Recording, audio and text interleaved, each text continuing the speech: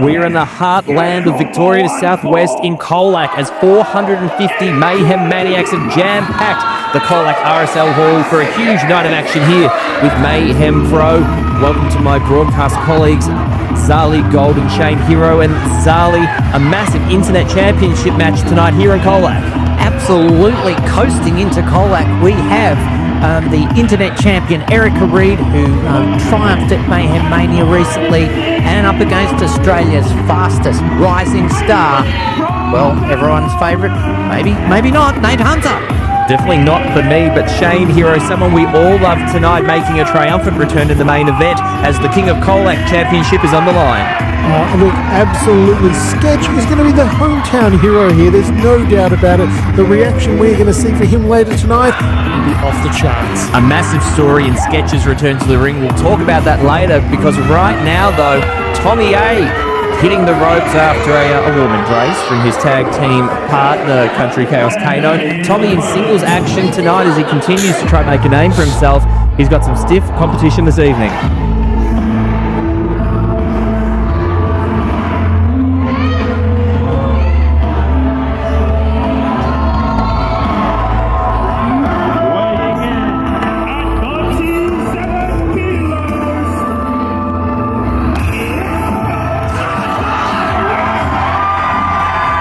And you can sense the mood change as soon as Dusk makes his entrance. Hailing from just up the highway in Geelong, the first time we've seen Edward Dusk in a Mayhem Pro ring here in Colac. And Zali, he is someone not to be messed with. Does Tommy even realise what he's in for tonight? I was contemplating that as I drove down the highway to get here tonight. What a contrast in styles, the sometimes flamboyant Tommy A, and yet he's up against someone who's eternal, who's ruthless. Well, we've often seen around the Victorian wrestling scene the sacrament. I just don't know if Tommy A can be mentally prepared enough for an event like this.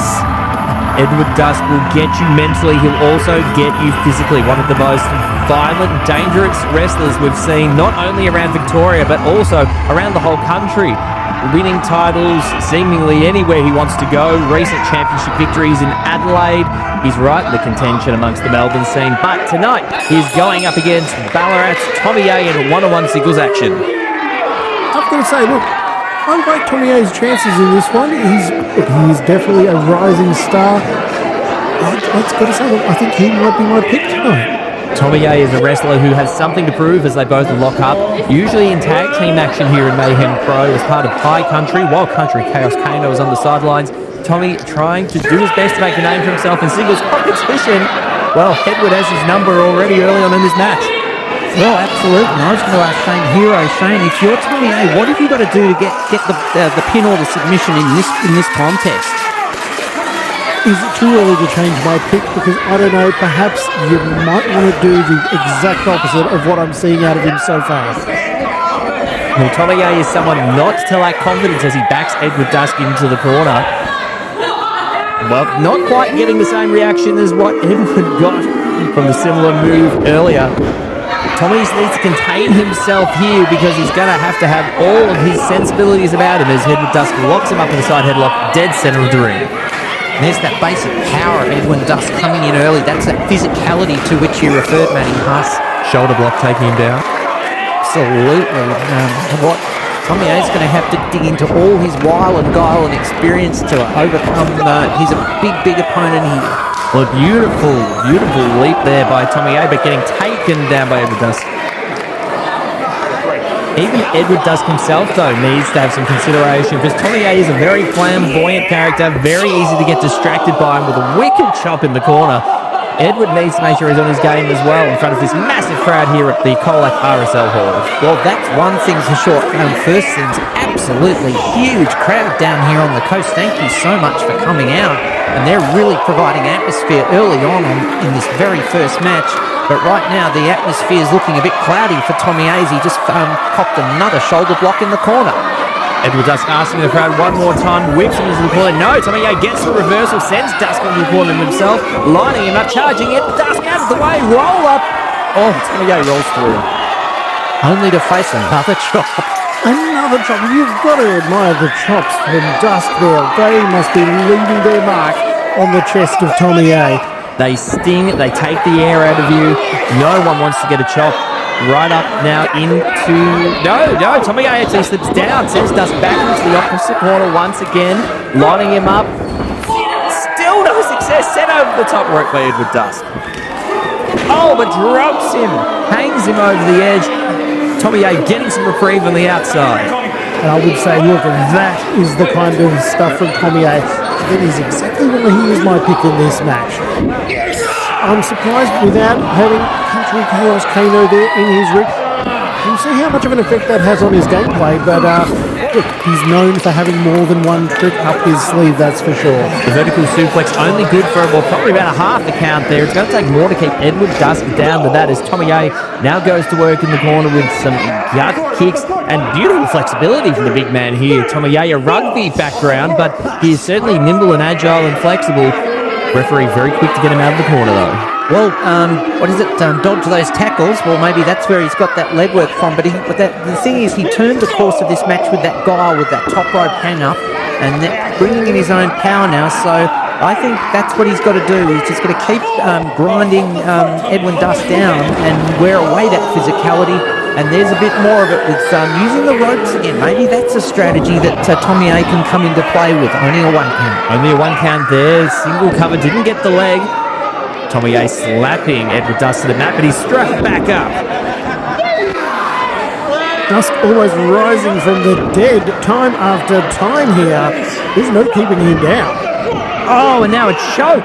Complete naked choke there by Tommy A. The referee quickly counting. Tommy A breaking the hold. Well, there it is. Tommy A going for some absolute ruthlessness there, trying to wear down Edwin Dusk. But as we said, Dusk's physicality coming through and the mental toughness as well.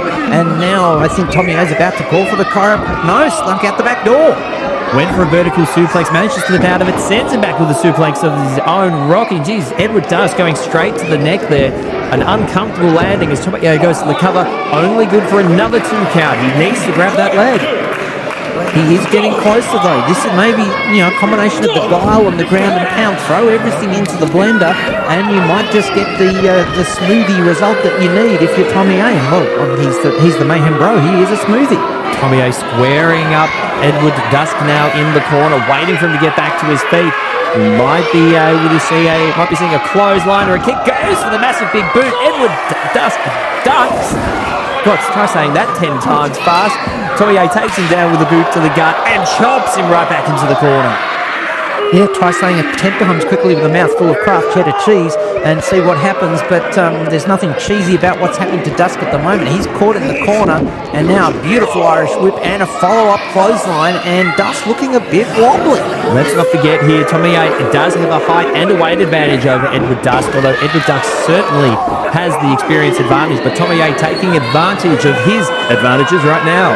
Absolutely. Look, you can see the strength of those clotheslines again and again from Tommy A. And there's the strength as he whipped his opponent into the corner and pulled himself down. He put everything into that. He's just going to try to grind him down. And who knows, those close twos could turn into the 3 and get Tommy A the victory. A very, very tight contest in our opening bout here in the Clash of Colac. Charging into the corner. Dusk manages to get the elbow up, but not enough to stop Tommy A. Comes right back with a clothesline. Edward Dusk in a world of hurt right now. The air is taken out of him as Tommy A gets him onto the top rope, climbing up after him. He's going to cinch him in. It looks like he might be going for a vertical suplex if he stops dancing in time. But here we go. Edward Dusk now firing back. Right hands into the kidney area. A headbutt sends Tommy A back down. This is a spot that Tommy A doesn't want Edward Dusk to be in. He can fly, he can spin, he can hit hard, and right now he's thinking of the tornado DDT. Tommy A flattened, sent racing across the ring. Well, absolutely. Talk about a tornado. Dusk went wild there, and now that gives him a chance to regroup and get back on the offense as Tommy A rocked by that move, and then another one. Clothesline ducked by Dusk and manages to send him down. Gets with another DDT, a spinning DDT taking him down. Dusk is starting to fire up. The crowd are getting behind him, and Edward Dusk getting some much needed energy. This is a dangerous spot for Tommy A now in the corner. Flying reverse elbow. Look, go behind. This could be it at this stage of the game. Look, Tommy A's, we've been seeing a lot of confidence out of him, perhaps to his detriment, but no, there we go. And huge kick finally connects. Cover, he gets the legs these times, only good for 2.5. Tommy A inching closer and closer to victory here, but Edward Dusk, one of the most resilient, dogged competitors in Victorian wrestling, he is not ready to give up just yet. Well, absolutely. Dusk is someone who we've seen him many times in the sacrament around the Victorian wrestling scene where there's just no rules at all. Oh, a small package roll up. 1, 2. Oh, not enough for Edward Dusk. A near desperate move there from Dusk. Something that we don't usually see from. And sends him flying with a German suplex. Wow, halfway across the ring. There's that strength and resilience, and I don't like what he's got in mind now. If he's Tommy A, what a beautiful comeback, but Tommy A... Up the electric chair, sends him down with a big... Whoa, it's a big modified suplex snap. A cover from Dusk, and that's it. He's got him. The wicked end one-handed electric chair slam is more than enough to finish off Tommy A here at Mayhem Pro, King of Colac. But I tell you what, Shane Hero, that was an impressive outing from Tommy A. Absolutely. Look, I'm not disappointed. He was my pick, but more than anything else, I was impressed by Tommy A here tonight. Shane, your pick was flip-flopping more than a fish down on the surf coast here, I think. I had nothing but confidence in him from the start. A very even contest. That's the sort of wrestling you see at Mayhem Pro. So glad we're bringing it to Colac. Plenty more to come tonight as Edward Dusk gets the opening victory in this bout. The following contest is a Mayhem Mosh Pit match! A match variety fast becoming a signature of Mayhem Pro as we showcase the up-and-coming stars in the local Victorian scene, particularly those coming out of the relentless school of pro wrestling. We have got ourselves 4 fantastic young talents showing out for Colac this evening.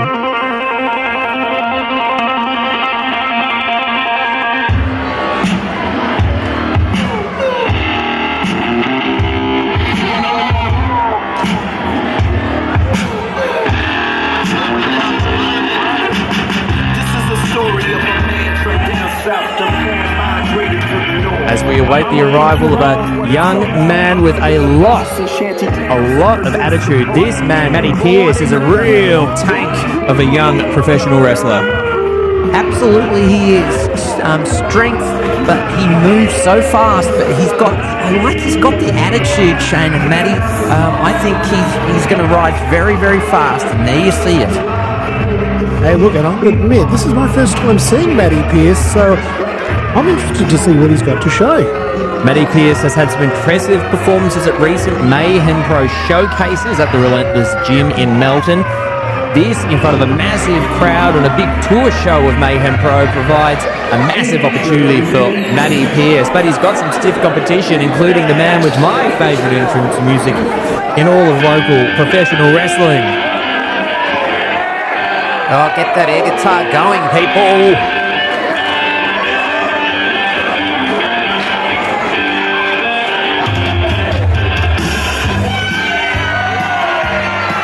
The exciting, high-flying ball of energy from Horsham. Here is a show. Weighing in at 75 kilos,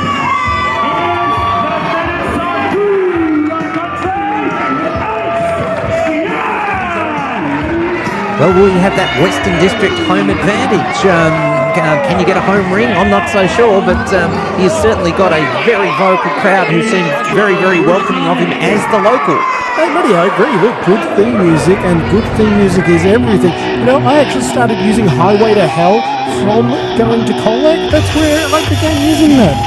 They've done a lot of work on that highway, the Princess Highway down here to Colac as the rapping and rolling TJ Wild makes his entrance, getting the crowd all revved up here. Geez, I tell you what, this is going to be a hard-hitting Mayhem Mosh Pit Scramble match. All hard-hitting competitors. I'm intrigued with A-Shack, though. More of a high flyer, more of a lighter weight compared to the rest of the competitors in this match. But it is 4 men, 1 fall to a finish. And all 4 young competitors here, including one we're about to see in a few moments, all with something to prove, all wanting to climb the ladder here in Mayhem Pro. absolutely ace-jack the high fly. He'll have to shuck and move. TJ Wild, another youngster from Relentless, but it's time to pump. Well, you were making picks before, Shane. If I had to make a pick in this match, I'd have to say it's one of the fastest rising stars of all Mayhem Pro. He's pumping Paul Fury. And look, there is no doubt about it. Pumpkin Paul Fury has a big size and strength advantage against his opponents here tonight. And we'll have to see whether that pays off. And it seems no matter where this man goes, the crowds absolutely love him. Handing out the sunglasses we saw before to the young boy in the crowd. No one can get a crowd pumped up like Pumpin' Paul Fury, but like you both have said, he has a massive size advantage, but he's also very deceptively quick in the ring, is Pumpin' Paul Fury. Someone that we've seen have good success in these Scramble matches, most notably at Mayhem Mania earlier this year in Bacchus Marsh. Well, this is the thing. He's got the speed, he's got the size. But I remember when he first turned up at Relentless School of Pro Wrestling, and within only a few months, he was on his way. He's got a natural talent in there, and I think this, he's just going to ride fast. But he's up against some stiff competition. Matty Pearce decided to take the easy way out, perhaps. Taking a powder on the outside of the ring, but he better look out. It looks like he's about to get some company. Here comes Paul Fury around the other side of the ring. On the other side, TJ Wild. I don't think Matty Pearce is going to last too long out there by himself. I'd be cautious, though. There's a very fast high flyer waiting in the ring. Well, I was about to say, don't turn around, you won't like the view, but whichever way he turned, it wasn't good, and now it's going to be that. Now it's going to be that, as it's time for Ace Jack to see what he's going to do. Well, he cops a big blow from Matty Pearce. A big right hand to start the match, but a bit of a double teaming from the outside. Some inadvertent teamwork bringing Matty Pearce back to the outside. TJ Wild, Paul Fury having none of these tactics by Matty Pearce as he attempts to lay some hard rights on the pair. Absolutely, Pearce is not making any friends so far, but in a match like this, there's no time for friends. Shots to the head, shots to the midsection. These are two men, TJ Wild and Paul Fury, that you do not want to be getting those kind of blows from. Look out, Ace Shack warming the crowd up. Off one side, dives over the top of the tope, taking all the other competitors out. Ace Shack finding himself in the early advantage of this Scramble match. Three competitors meet the floor here down in Colac, and it's not a happy meeting. And now Ace Shack, that's what we tipped. He's going to have to fly, he's going to have to move and get the advantage, get it down to one-on-one, and he's now got Matty Pearce and to himself. Well, round and round and round he goes. Hurricane Rana. Matty Pearce now lays thrown in the ropes. Meanwhile, Paul Fury and TJ Wild going out on the outside. Attempted 619. Matty Pearce manages to duck. Comes back around for round two and takes him out. I think he got him with the 319 in the end there between the bottom and middle ropes. But hey, just as effective. Doesn't matter where you dial up. And on the other hand now, he's being caught out by TJ Wild. Dropped onto the ring apron by TJ Wild, who comes back to the ring and takes down Matty Pearce with a heavy clothesline. Rocks him with the right hand. Gets him up. We're going to see a suplex. Yes, we are. Sends Matty Pearce over. Impressive effort there from TJ Wild. Oh, absolutely. Look, very impressed so far. Look, I've got to say, Pearce so far, he's been taking a lot of punishment in this match, and to his credit, he's absorbing a lot of it, including a huge clothesline. Well, I'm impressed with both TJ Wild and Matty Pearce. It just shows how much talent has been pumped out by Relentless School of Pro Wrestling as part of the burgeoning Victorian scene. Yeah. Speaking of pumping, here comes Paul Fury back into the ring. Up into a fireman's carry goes TJ Wild. Paul Fury, he is not double stacked. Paul Fury, what an impressive show of strength. Double stacked fireman's carry with TJ Wild. No, he slips off the back. Oh, but a super kick from Ace Shack. Paul Fury still has got the TJ up on his shoulders. Not for long, a double super kick taking both men down. Well, that was amazing. That is that strength of Pump and Paul. Nearly a 4 there. Well, hold on, we had double cover there. Who would have had the win if it managed to be a 3 for one for the other? Well, it's only 1 fall. It's first fall gets the victory, not eliminating one by one.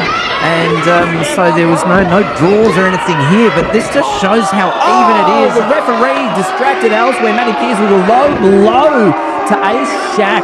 Right in the shack there, and now it's TJ Wild's head going right into the buckle. This is brutal, but this is these Mayhem mosh pit matches.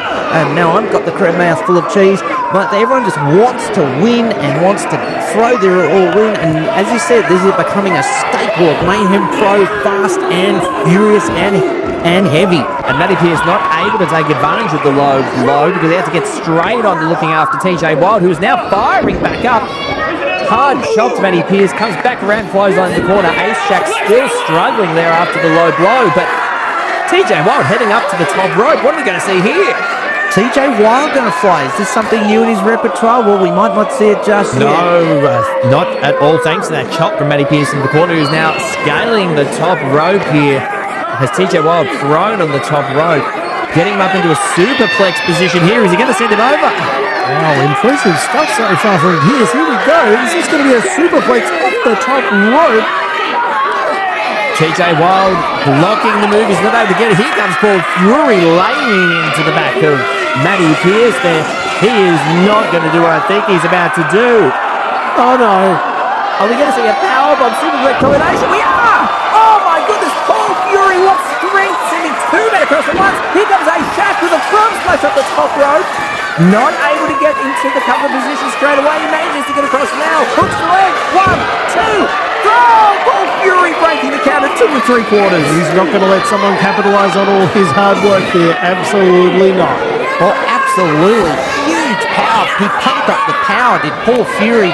2 men off there, and I thought we were going to have to, see if there are any chiropractors in the Colac audience because those 2 men hit the mat hard, but now it's Ace Shack with the aerial work.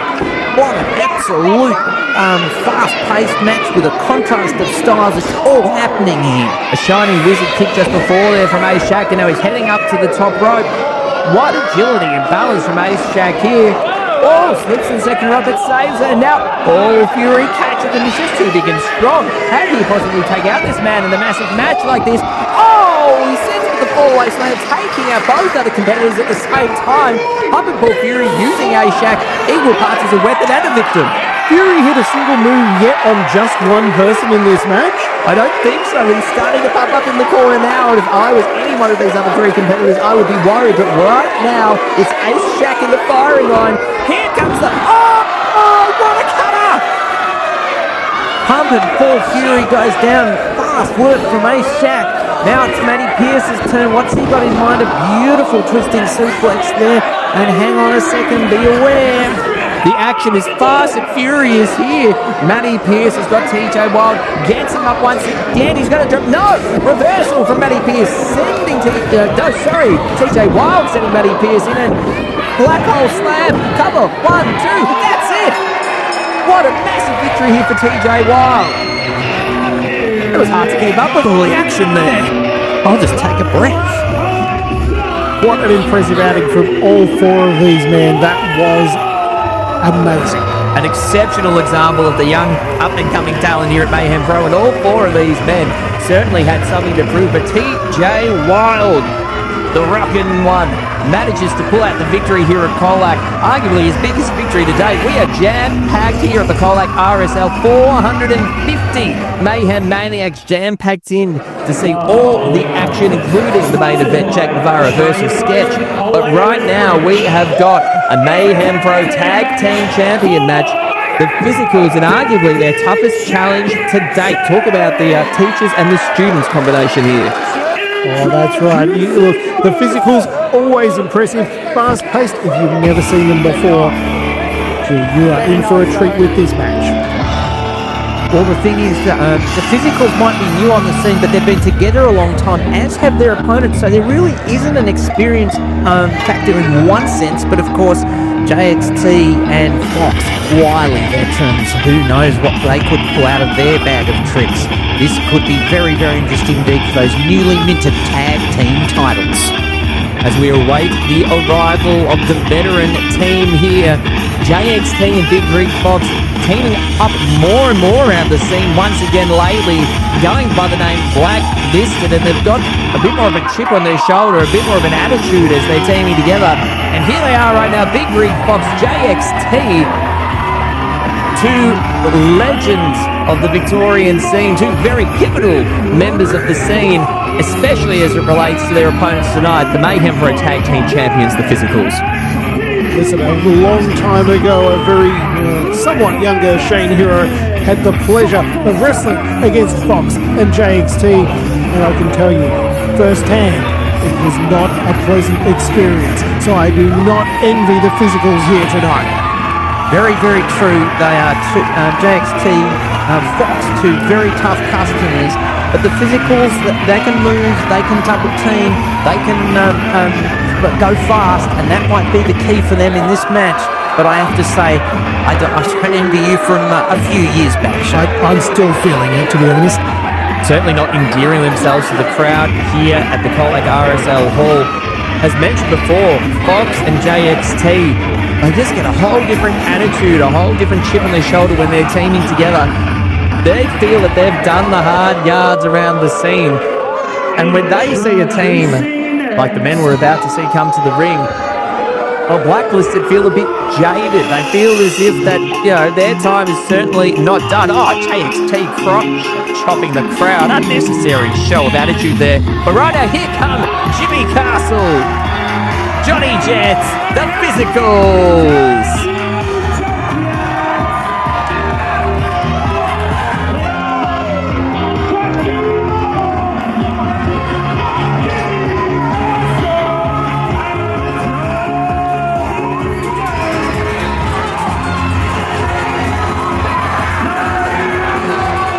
Now let's get to the most important thing first. Has Jimmy Castle got the best mustache in Victorian wrestling? He is certainly setting a fast pace for that. And speaking of fast pace, the Physicals have had an absolutely incredible ascendance to the top of the Mayhem Pro Tag Team Division. The inaugural Tag Team Champions, very successful in their first defense at the Mayhem Pro Showcase recently against, a now disbanded Happy Kai and Zed Nitrox. But this is arguably the biggest test that the Physicals have had to face here in Mayhem Pro, lining up against not only two veterans of the scene, but two men who know the Physicals really, really well. Well, that's exactly right. I mean, these guys have seen the Physicals rise from beginning as trainees to where they are right now. So there's no doubt Fox and JXT, probably you could say, have taught them everything they know.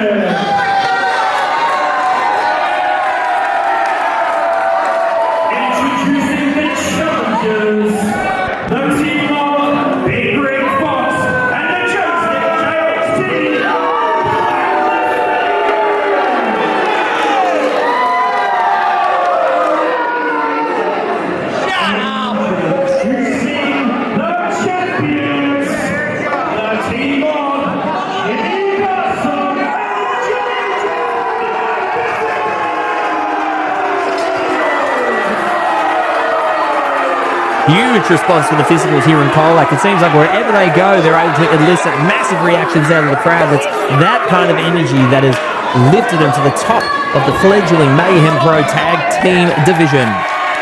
That's the thing. They have come up to the top, and you said that Fox and JXT taught them everything they knew, but did they, what's the saying, did they teach them everything they knew, or did they leave some things in reserve or something like that? Well, that's exactly right. Whilst Fox and JXT may have taught the Physicals everything that the Physicals know, I'm sure that Blacklisted have kept plenty of the secrets for themselves. Referee presenting the belts to both teams as he prepares to hold them aloft to signify the beginning of the match. Looks like we're going to see Jimmy Castle start off the match for the Physicals. Fox and JXT still displaying the attitude and talking trash to their opponents. Yet to determine who's going to be starting. Actually, there we go. Fox indicating to JXT he wants to start off against the fantastic Jimmy Castle.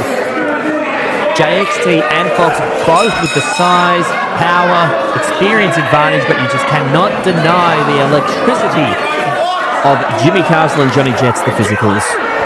Certainly can't. They are just fast. They've got that electricity. They've got that charisma that attaches them to a crowd, and particularly a huge crowd like we have down here in Colac. this is just going to be very, very interesting indeed. I think sending Fox in first, that's a good tactic. If he can get on top, wear down one of the physicals, and then get JXT in to do those manoeuvres, then I think that's a smart tactic. But on the other hand, the physicals can, as they say, shuck and jive, and let's see what happens if they do. This will be a very, very interesting contrast. Lock up at the center of the ring, and Jimmy Castle, some deceptive strength there from the young man, sending down the big ring, getting a little pose in himself. Fox doesn't know what's happened there. Oh, drop toe hold now. The speed and agility advantage by Jimmy Castle once again taking down Fox. Boot to the back, going for a double. Are we going to see a triple?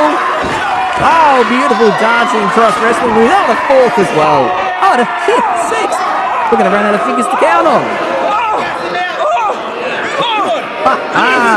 Fox does not know where he is at this moment, but getting some extra cardio in for his Strava. May have been the first couple of push-ups he may have done in a very long time. I don't know.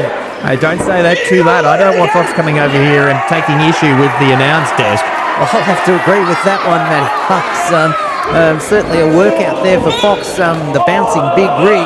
And now Jimmy Castle's, up high in the castle, so to speak. And how will he land? But there's the way to do it. A beautiful flying head scissor brings the big man down, and now working him over. It's some push-ups of his own now. Looking very comfortable doing so, might I say.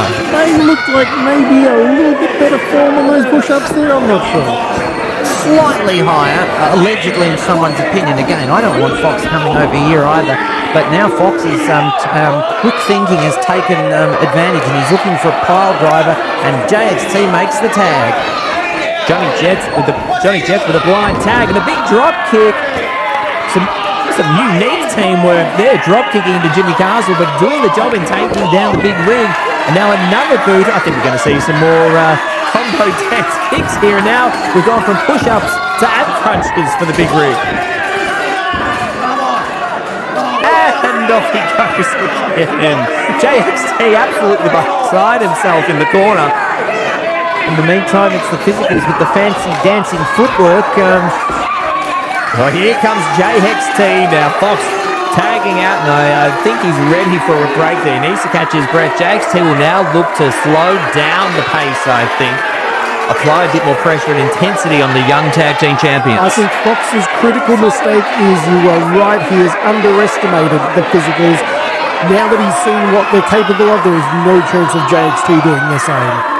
Well, that's the thing, JXT, a wily veteran. There's something about JXT. There seems to be an edge to him in the last just few months, where he's a bit more, he was more happy-go-lucky. Now there's a bit more, fierceness, grit, no nonsense going on. Strength of test here now by JXT. And Johnny Jets JXT taking the initial upper hand here in this contest. But look out, here comes Johnny Jets getting himself back to his feet. Can he turn the tide here? He's willing himself to do it, really sinking into it. Why bother with the test of strength when you can just do a monkey flip? But they hang on. There it is again, though. Sending him over. This time JXT going flying, finding himself in the corner. And we're going to see another one, a super one out of the corner. Once more, triple monkey flips from Johnny Jets. Monkey business for JXT there, with some great execution by Johnny Jets, and now he's going to perhaps work on that leg and really stretch those mighty hammies. Taking him down, and indeed working on taking out the strong base of JXT. Calls of stretching going in the background there. Maybe not in the usual sense from a professional wrestling context, but JXT now flipping the script, sends Jets into the corner, grabs him for an Irish whip, sends him to the opposite side. Jets out of the way, sends him across with a snapmare. No! Beautiful, beautiful deep arm drags rather than a massive dropkick, one of the best that you'll see in the business. Johnny Jets is well and truly on fire. Flying in with that dropkick as a Jets would. And now he's really got this massive Colac crowd behind. Beautiful cross body from a cross body crescent, but only good for a 2 count. But Fox coming in to break up the pin, manages to drop an elbow by mistake on his own man, Shane Hero. This is not going well for Blacklisted, and this is not where we want to see these two arguing against each other. Not at all. This is double drop kick by the physical, sends both members of Blacklisted out of the ring. Absolutely. Blacklisted are going to have to take a deep breath and regroup in every way, both within themselves, and then how are they going to combat the fast and flying physicals? They might not. Oh, double crossbodies over the top rope by the physicals, taking out Blacklisted. A beautiful example of what we've come to know and love from the physicals. Now the action's on the outside. The physicals will be best served to get them back in the ring nice and quick. Outside is the territory of Blacklisted. It is in the ring, nice and clean, high flying and smooth. That's where the physicals do best. Absolutely. They want to finish it off, get that pin or that maybe a submission even, and fly high. Oh, Jets up to the top rope, but Fox sending JXT into the ropes, bringing down Fox. A moment of trepidation, but JXT realising, well, for the greater good, and now going to work, stomping on top of Johnny Jets in the corner. And that will absolutely slow down any man. And that's precisely what Blacklisted needed to do at this point. Slow down the physicals and do this at their own pace. Once you take the speed out of the game, this is going to be in the favour of JXT and Fox. Mark my words. JXT choking out on the ropes there, referee rightly so, counting JXT. Jets is in a bad way now. He needs to get across and get that tag into Jimmy Castle as soon as possible, Zali Gold. Well, absolutely, and this is the thing. They've not only slowed down the physicals, this is this viciousness, this new streak in JXT, and I must admit, one part of me struggles with it, but on the other hand, it can get the results. And now, have we got a flying Fox here? Well, Fox tagging in, then taking out the right arm there of Johnny Jets. Blacklisted now doing a very good job working to break down each individual body part now and working on the chest with a massive chop to take the wind out of Johnny Jets. This is what you've got to do if you're Blacklisted. The physicals are at their best when they're high flying and setting a fast pace themselves. Blacklisted rightly setting a slower, deliberate pace. Vertical suplex only good for a 2 count. And you will hear the phrase cutting the ring in half. That is exactly what Blacklisted will be doing now. I don't think we will be seeing anything more from Jimmy Castle at this point. He's an isolated Castle at the moment, but it's Fox using that power. This is where Blacklisted are each coming into their own strengths and then combining them as a team, and as you said, they have really cut it in half, down almost to a quarter of the ring, and Johnny Jets stuck in the corner. JXT tagging back into the match, now striking with the chop once again. A very deliberate choice of strategy here by Blacklisted as Johnny Jets struggles on the floor, reaching out, but he is on the wrong side of the ring. He's a long way from home as JXT with the axe handle smashing down the back of Johnny Jets. 1 minute it's Johnny Jets' chest through his back, and then after the axe handle it's his back through his chest, and I think his torso somewhere in the Southern Ocean at the moment, trying desperately to fight back, but he's taken a lot of punishment and now trying to use that speed. Ducking clotheslines by Johnny Jets off the ropes, double clothesline taking both men down. JXT might be the fresher man in this match, but a big double clothesline like that will rattle any competitor. This is the big opportunity now that Johnny Jets has been waiting for. Is he going to be able to get across? Look out for Fox, distracting the referee. Well, Jets gets the tag. Here comes Jimmy Castle, but no, the referee didn't see the tag. And if the tag isn't seen by the ref, it is unfortunately not official. Jimmy Castle being sent back to the outside by the ref. Meanwhile, distracted, he's Blacklisted, double teaming, laying into Johnny Jets, adding more and more punishment to the young man. The referee calling it by the rules, that's how he's got to do it. He's just doing his job. Kick out. Astonishingly a kick out by Johnny Jets at 2. You've got to admire his heart, Zali Gold, but there's not much left of this world for Johnny Jets at this rate. Well, that's right. The heart is there, the mind is there, but the body must be sinking fast, and that power and the double teaming, the viciousness, really grinding down Johnny Jets.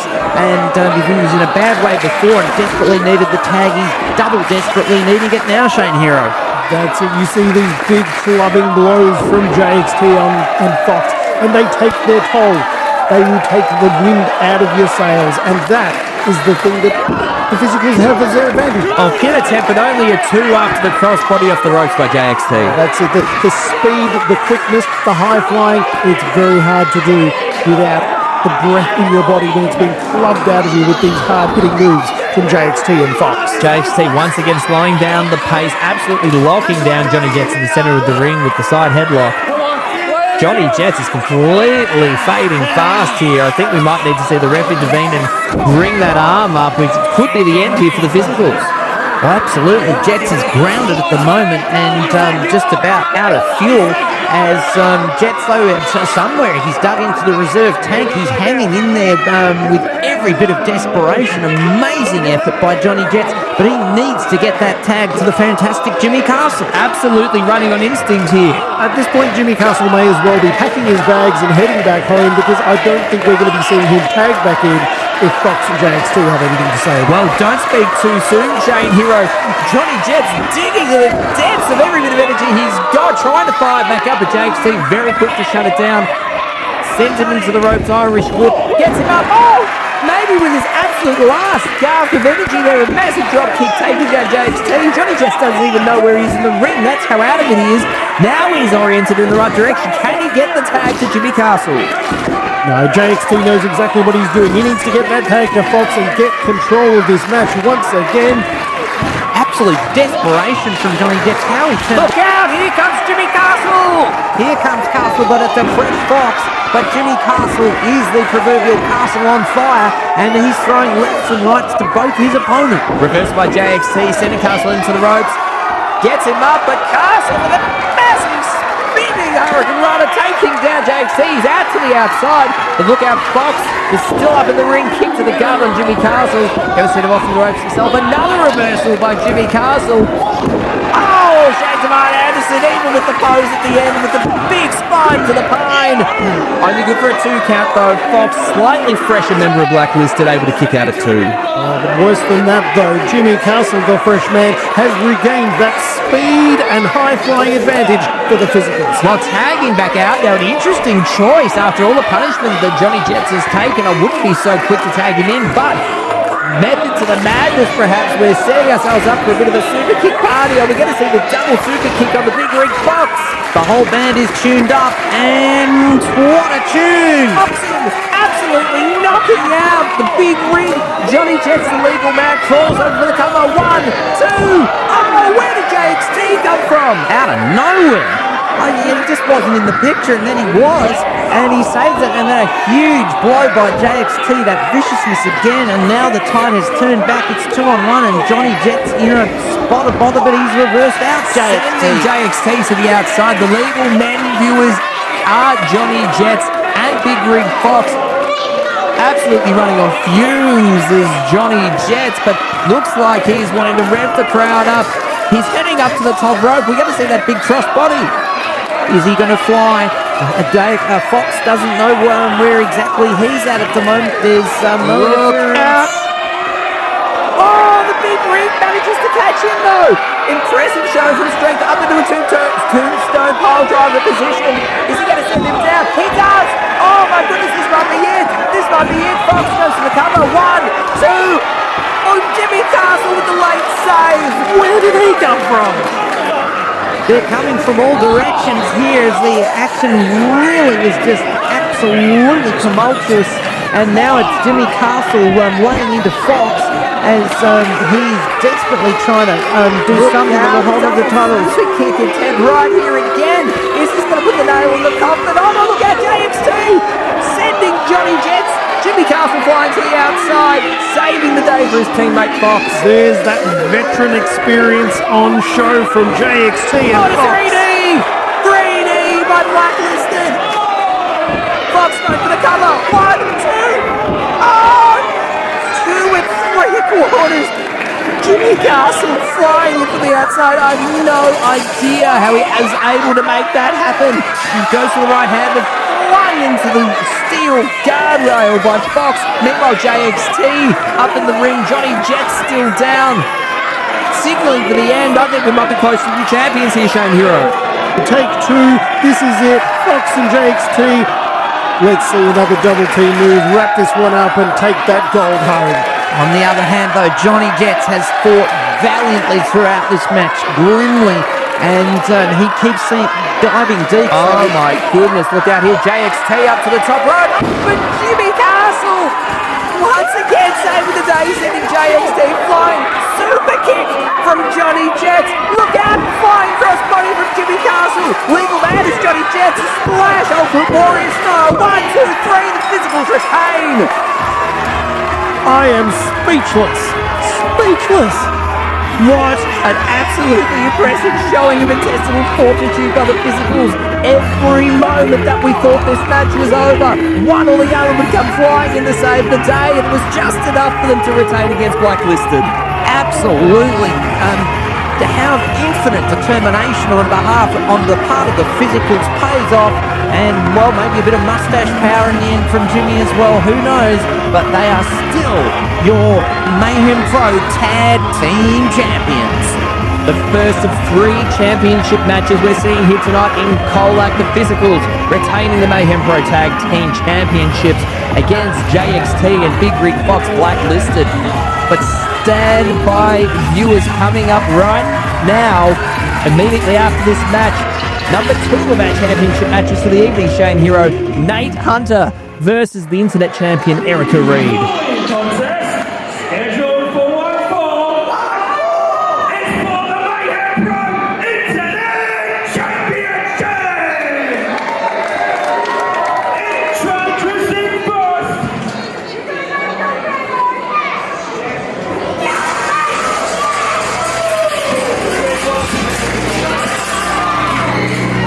As the iconic sounds of Cirrus, the Alan Parsons Project, the tune most famous by the Chicago Bulls, a man who would consider himself to be a GOAT on the level of Michael Jordan, the self-proclaimed Australia's fastest rising star, Nate Hunter, about to make his entrance into the Colac RSL. And here he is. Accompanied by the number 1 bodyguard, Xavier St. Clair. Hailing from Melbourne, fastest rising star. All these people are scumbags, and I'm the freaking man around here.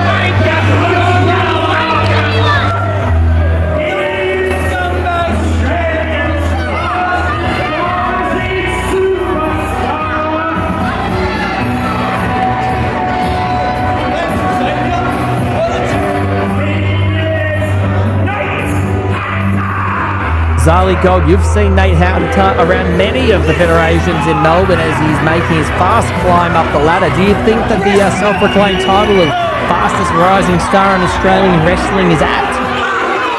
Ooh, well, there's got to be some accuracy to it, as much as I have to grit my teeth and say that. But whether he's going to be able to take on an absolute veteran of wrestling as is the Mayhem Internet Champion tonight and beat that person, how fast is that star rising? Well, we're about to find out.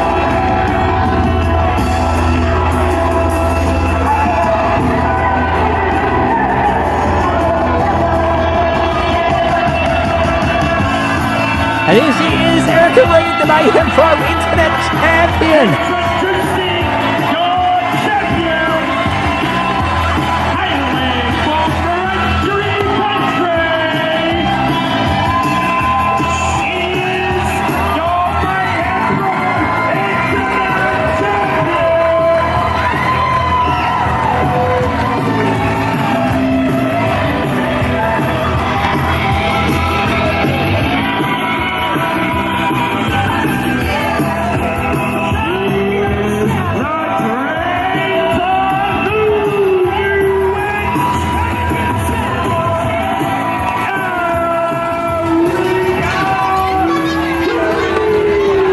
What a response from this crowd for the Dreamtime Voodoo Witch Erica Reed, who successfully defeated Jab and put the nail in the coffin of the cycle at Mayhem Mania 2 in Bacchus Marsh. But tonight it is straight into a new title defense against Nate Hunter. But Shane Hero, Erica Reed, one of the biggest stars in all of Australian wrestling, right here in Colac for Mayhem Pro. And what an inspiring rise to the top she has had. For anyone who has followed Erica Reed's journey to win that championship, she absolutely 100% deserves it. She had battled her way up to the top. She is the OPW Women's Champion, a former MCW Women's Champion, and now our own Mayhem Pro Internet Champion. And she's battled through all sorts of things in wrestling, and she has made it to the top. And on the other hand, though, as I say, grit my teeth, Nate Hunter is a damn fine competitor. Back up to the ring to our colleague, Country Chaos Kano.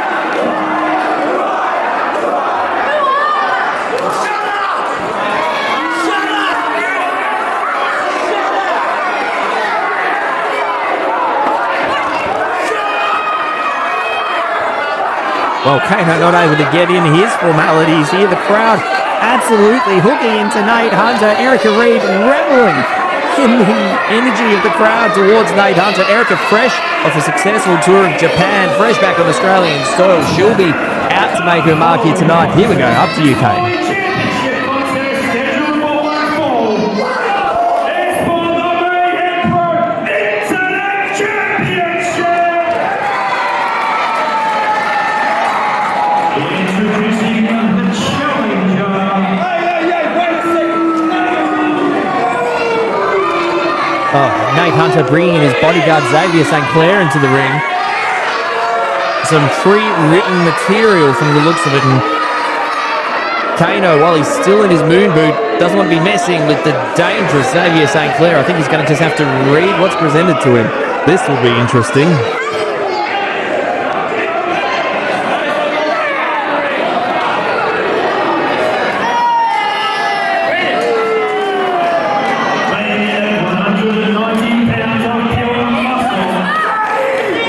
My goodness.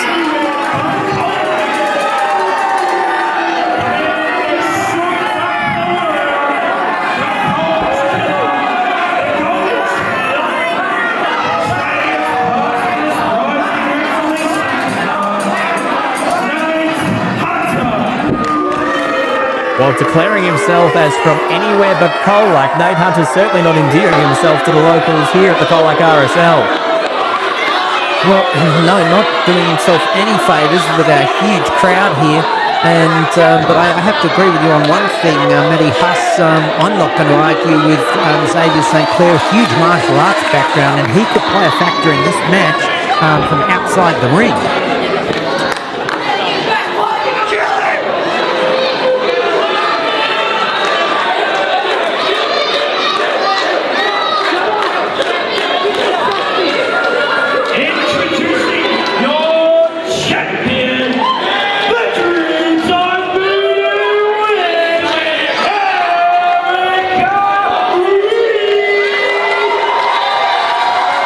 Erica Reid, an absolute superstar of Australian wrestling, someone who we absolutely love seeing here at Mayhem Pro at every opportunity we get. No doubt going into this match as the favourite, certainly the champion's advantage, Shane Hero, but Nate Hunter is someone who shouldn't be looked past by Erica Reid. Well, she's certainly not getting her title run started easily by going up against someone like Nate Hunter. So full credit to Erica Reid for taking on a challenge like this in her first defence. And you wouldn't blame Erica for coming into this match with a few different competing priorities. Not only is Nate Hunter #1 contender for the Mayhem Pro Internet Championship, a title that he won back at Mayhem Showcase, but also the aspirationalist Lockie Hendricks, who we'll be seeing later this evening in action against Jahari, is also #1 contender by virtue of winning the Relentless Rumble. But right now, Erica Reid needs to have all her attention focused on Nate Hunter, whilst, as you said, Zali Gold, keeping one eye on the very dangerous mixed martial artist Xavier St. Clair on the outside of the ring. You're absolutely Erica Reid, as you say, there's contenders queuing up everywhere because, of course, everyone wants to hold the gold. But the thing is, as you rightly say, it's right now, it's the focus has got to be on Nate Hunter. Oh, the disrespect by Nate Hunter. Pushing Reid back into the corner and very, very condescending slaps to the face. But that is not going to do him any favours. That kind of a deal is only going to get Erica Reid fired up, and she does driving Hunter into the corner. Absolutely letting rip on him. And a massive slap herself, rocking Nate Hunter in the corner. Often it is said that you should not lose your temper in wrestling, that you need to keep control.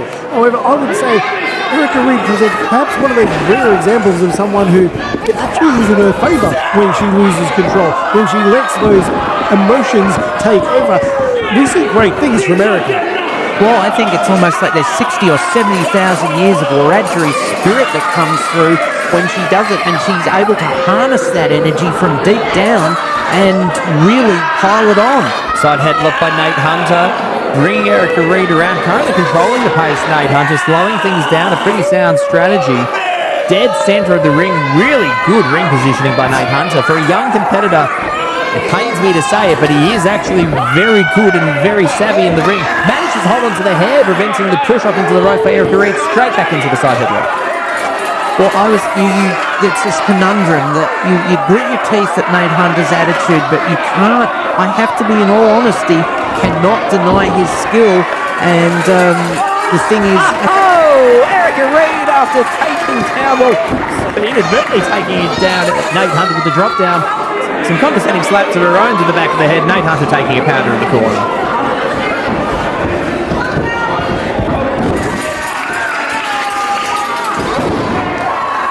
Beautiful deep arm drags by Erica Reid. Going for a third, Nate Hunter manages to block. Reversal, Irish rip into the corner. Here comes Nate Hunter. Reid over the top, manages to avoid impact and gets him with another arm drag straight into the arm lock.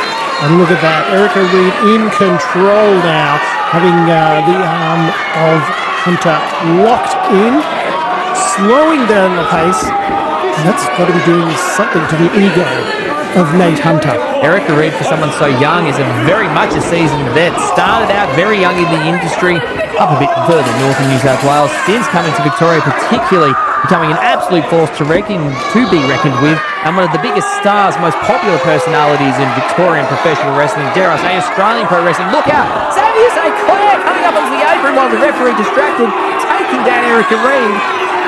It doesn't matter if you're the matriarch of Mayhem, you can't deal with someone like Xavier St. Clair on the outside as well as Nate Hunter. And Erica Reid, now the tide has turned in favour of Nate Hunter, thanks to the, we'll say the actions. Hunter going for the cover, only good for a 2 count. And Erica Reid's going to have to start digging deep again. And Nate Hunter arguing with official Sam Addison about the count, but the referee, so long as you've got a consistent count, that is what matters. And now Erica Reid trying to dig deep and get back to that vertical base. Hunter pushing Reid into the ropes, choking her over the middle rope. Referee Sam Addison rightly getting around, but look out!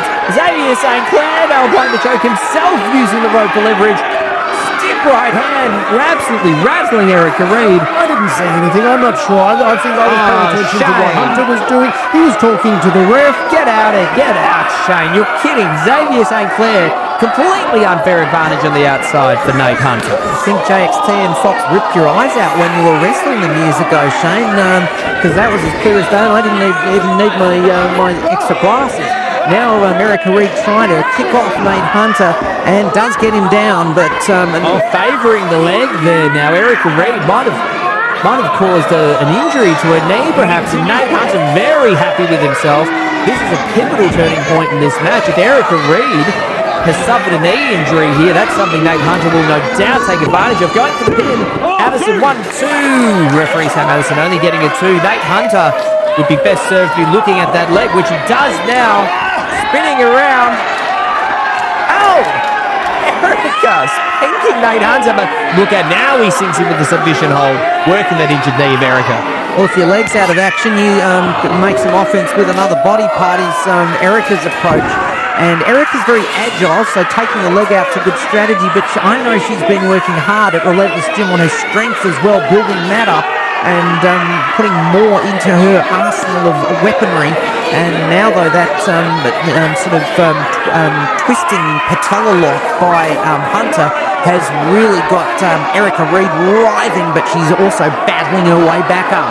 Ideal ring placement here by Nate Hunter as he has the leg lock on Erica Reid. Dead center in the ring. There's no easy out for Erica Reid here as she valiantly races to the bottom rope and manages to grab it. Oh, how she wriggled and writhed her way there, I don't know, but that leg is really hurting now as she's going to have to try to get back up to her feet or hop to it. But she's in a lot of pain there. Shane Hero with your Erica Reid, what do you do from here? Erica Reid has shown that she is resourceful. There are a lot of things that Erica Reid can do in that ring, and Nate Hunter is going to have to realise that even though he may take out a body part, Erica's got a lot of different things that she can rely on to get the job done. Erica Reid with the attempted reversal, but Nate Hunter saw it coming, and now he's got his patented, his famous half Boston Crab locked in. This might very well be the ending for Erica Reid if Nate Hunter can get him to submit. Once again, beautiful ring placement right in the centre of the ring as Nate Hunter locks in the half Boston Crab. That's it, you've said it before, that ring placement, that's veteran skill that often you don't see from someone with the inexperience of a Nate Hunter, but he's doing it perfectly. He knows exactly where he wants Erica to be able to get that submission. Erica is writhing in pain here, desperately reaching out for the bottom rope, but she's still a long way from home as she desperately tries to pull herself towards the bottom of the ring. This crowd, 450 strong Mayhem Maniacs here at the Colac RSL Hall, willing her on, but will it be enough for Erica to reach the bottom rope? She's only at hand from the way. She gets it! She gets it! Addison needs to break this up. That leg is hurting because Hunter had that half crab really locked in every way and was sitting down low. Erica Reid, and now Addison checking in with Erica Reid as to whether she can continue. And I mean, the thing is, even if she knew she couldn't, Erica Reid has that heart of a warrior. She will fight on until there's no body or soul left. We saw what happened when she won the championship. Oh, Nate Hunter hung up at the ropes. Erica Reid not quite playing possum, but the veteran instincts felt. Nate Hunter coming and drops into the neck breaker. Rope assisted there, and that's something that will turn the tide. Erica Reid, she needs to finish this off quick. I mean, I think it's an interesting strategy from Hunter so far to be trying to get a submission win on Erica, because there's one thing that we've seen. Hey, what's going on here? Xavier St. Clair coming over, passing something across to Nate Hunter. No, I think the referee's talking to Erica. I think he's currently got his concentration Oh, there. Shane, get out of here. We have seen many times now Nate Hunter loading up the wrist tape, loading up the elbow bands. It looks like now with the help of Xavier St. Clair, he's got his knee pad loaded, while Erica Reid is prone at the other side of the ring. Well, the thing is, if Hunter goes for using that knee and Erica's in the corner, she's going to have trouble getting out of the way. It could be curtains. Nate Hunter goes for the flying knee. Erica managing to duck and get out of the way. And the loaded knee pad actually working against Nate Hunter as he rolls into the top rope. Goes for it again. Erica Reid with the back elbow, rattling Nate Hunter. Here he comes again. Big boot out of the corner from Erica. She's pulling out all stops to try and get this one over. Here comes Hunter again. Misses, floated to the corner, and striking chops from Erica Reid. And chopping down Nate Hunter, hunting him down, but still bothered by the leg. And she's going to have to find something to finish Nate Hunter off here and do it on one leg, but she's looking for... Stunner from Erica Reid. Absolutely rollicking Nate Hunter. Erica struggling on one leg, still rattles him with another chop. Goes for another chop. Thought she was going to go for the Irish whip. She does now. Sends Hunter off for the ropes. Takes him across. Goes for the cover. Will this be enough? 1, 2. Only a 2 count from referee Sam Addison. Erica Reid desperately trying to finish this off, but it's going to take more at this rate as she falls on top, crushing the sternum of Nate Hunter. She's not going to go up to the top rope, surely. Not in this condition, surely not. Or she's willing the crowd on, and it might be a move of desperation. This might actually be her last chance to do it, but look out! Sinclair up on the ropes. How is Sam Addison allowing this to happen? Chastising Xavier St. Clair as he holds Erica Reid back to the ropes. Nate Hunter, he still has that loaded lead. Oh, he goes for it, but Erica gets out of the way and knocks out Xavier St. Clair. Schoolgirl, 1, 2, 3. Erica retains. There's that resourcefulness from Erica Reid on full display. Despite being on one leg, she found deep within herself what she needed to do to get the win and defend her title successfully here tonight. The attempted underhanded tactics of Nate Hunter and Xavier St. Clair coming back to bite them here at the King of Colac event at the Colac RSL. The loaded knee pad taking out Xavier St. Clair. The equaliser ultimately for Erica Reid, retaining her Internet Championship. When my boys try to mess with the magic one. The Magic, the Mayhem matriarch retains the title on one leg. That's that experience, that's that support, And there it is as he interacts with that huge crowd, the members thereof down here in Colac. As Erica Reed looks ahead to Lockie Hendricks, fans, a short break to hear from our great sponsors at the Relentless School of Pro Wrestling. We'll be right back with more Mayhem Pro action.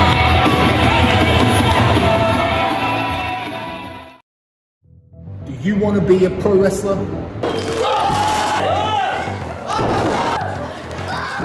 Then sign up now to the Relentless School of Pro Wrestling. Located 50 minutes west of Melbourne with a full gym, strength and conditioning coaches, a nutritionist and world-traveled professional wrestling coaches to help you achieve your goals in the professional wrestling business. Whether you want to be a wrestler, a manager, referee, or just involved in the industry, with no tryout required, the Relentless School of Pro Wrestling is here to help you achieve your goals.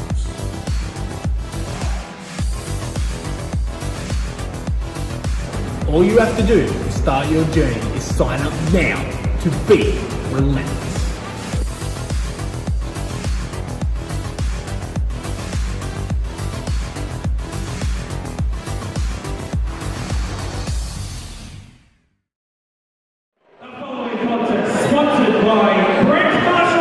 Welcome back, wrestling fans, for another half of exciting action at Mayhem Pro, King of Colac. We are coming to you from a sold-out Colac RSL, 450 strong here, Shane Hero. And we're about to see ourselves a big six-man tag. That's right. And hey, look, worth saying, I'm pretty impressed with Country Chaos Kano doing his commentary here. Big shout-out to Country Chaos Kano as he recovers from that devastating ankle injury. Looking forward to seeing him back in the ring competing soon. However, he's doing a wonderful job on the mic. And here's the man that we saw earlier interfering on the outside on behalf of Nate Hunter. He's managed to recover a little bit after a short break after getting that knee to the face, the loaded knee to the face, might I say. But Xavier St. Clair, a very, very dangerous man. Mixed martial artist, has trained and competed underneath and alongside Olympic and UFC level athletes. Someone who is a very dangerous presence here at Mayhem Pro. He interfered? Which match? Shane. Get out of here, Shane Hero. You're better than that. And speaking of people who are better than others, Oh, Shane. Well, the gutter god from Gippsland, Killian Bates, making his way into the ring now. Ready to team up with Xavier St. Clair. Killian Bates is someone who's been on the rise of late as well. Made it to the final two of the #1 Contenders Battle Royale for the Mayhem Pro Internet Championship. Didn't get the victory, but he's had that chip on his shoulder since. And speaking of someone with a chip on their shoulder, a man who we've seen a complete about face from, someone whose actions, frankly, I'm disgusted with, as was Happy Kai, as we saw at the last Mayhem Pro showcase when he kicked this man right in the face, breaking up Happy Gas. Here is Zed Nitrox, an evil bastard.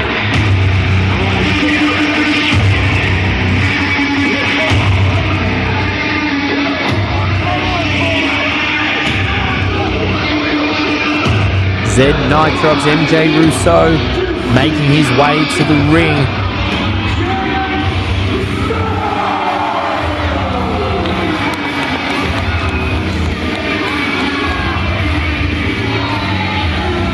For the first time tonight here at Mayhem Pro, King of Colac, we're going to be seeing Zed Nitrox across the ring from his former tag team partner, but his former tag team partner is not coming alone. This is a six-man tag. He has two men alongside him.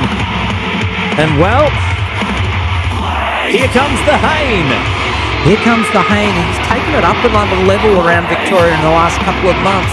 So he's on fire. He's got a point to prove along with his team.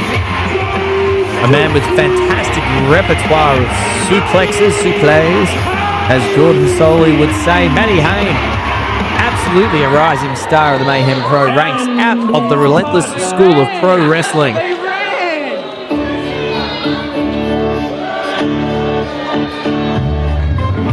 Right from the forests of the old ways.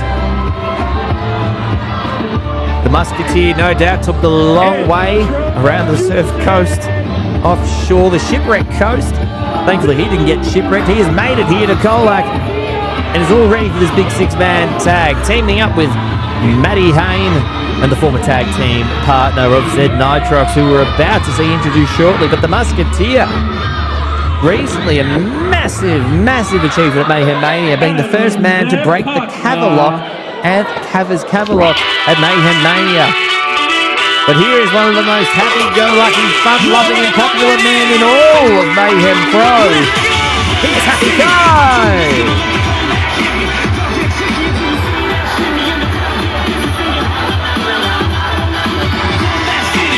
I was about to say, everyone loves Happy Kai, and how can you not love Happy Kai? But Zed Nitrox, well, certainly does not have much time for Happy Kai anymore. Happy just wants to have fun.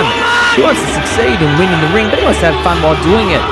Zed Nitrox just completely, he can't even stand. He's got his ears covered at the moment. He can't even stand listening to the music of Happy Kai. I think Nitrox had enough of the having fun. What Nitrox wants to do now is win. The last time we saw Happy Kai and Zed Nitrox in the ring together was at the Mayhem Showcase over at the Relentless School of Pro Wrestling Gym in Melton, where Happy Kai, he just frankly had enough. 3073. He's a piece of shit for what he did to me. Kicked me in the face 3 times, and I'm the bad guy. I'm the bad guy. Screw him. Screw Happy Kai. Well, couldn't have said it better myself. That is exactly what we saw at the showcase, but I'm on Happy Kai's side here. He had just absolutely had enough, and let's not forget, Zed Nitrox struck Happy Kai first, then Happy Kai retaliated with the massive tornado kick. Well, that was the thing. It wasn't a happy ending for that team at the Mayhem Showcase. Will it be a happy ending tonight? There's the happiness of Happy Kai with one of his famous hats going out to the crowd. This is going to be,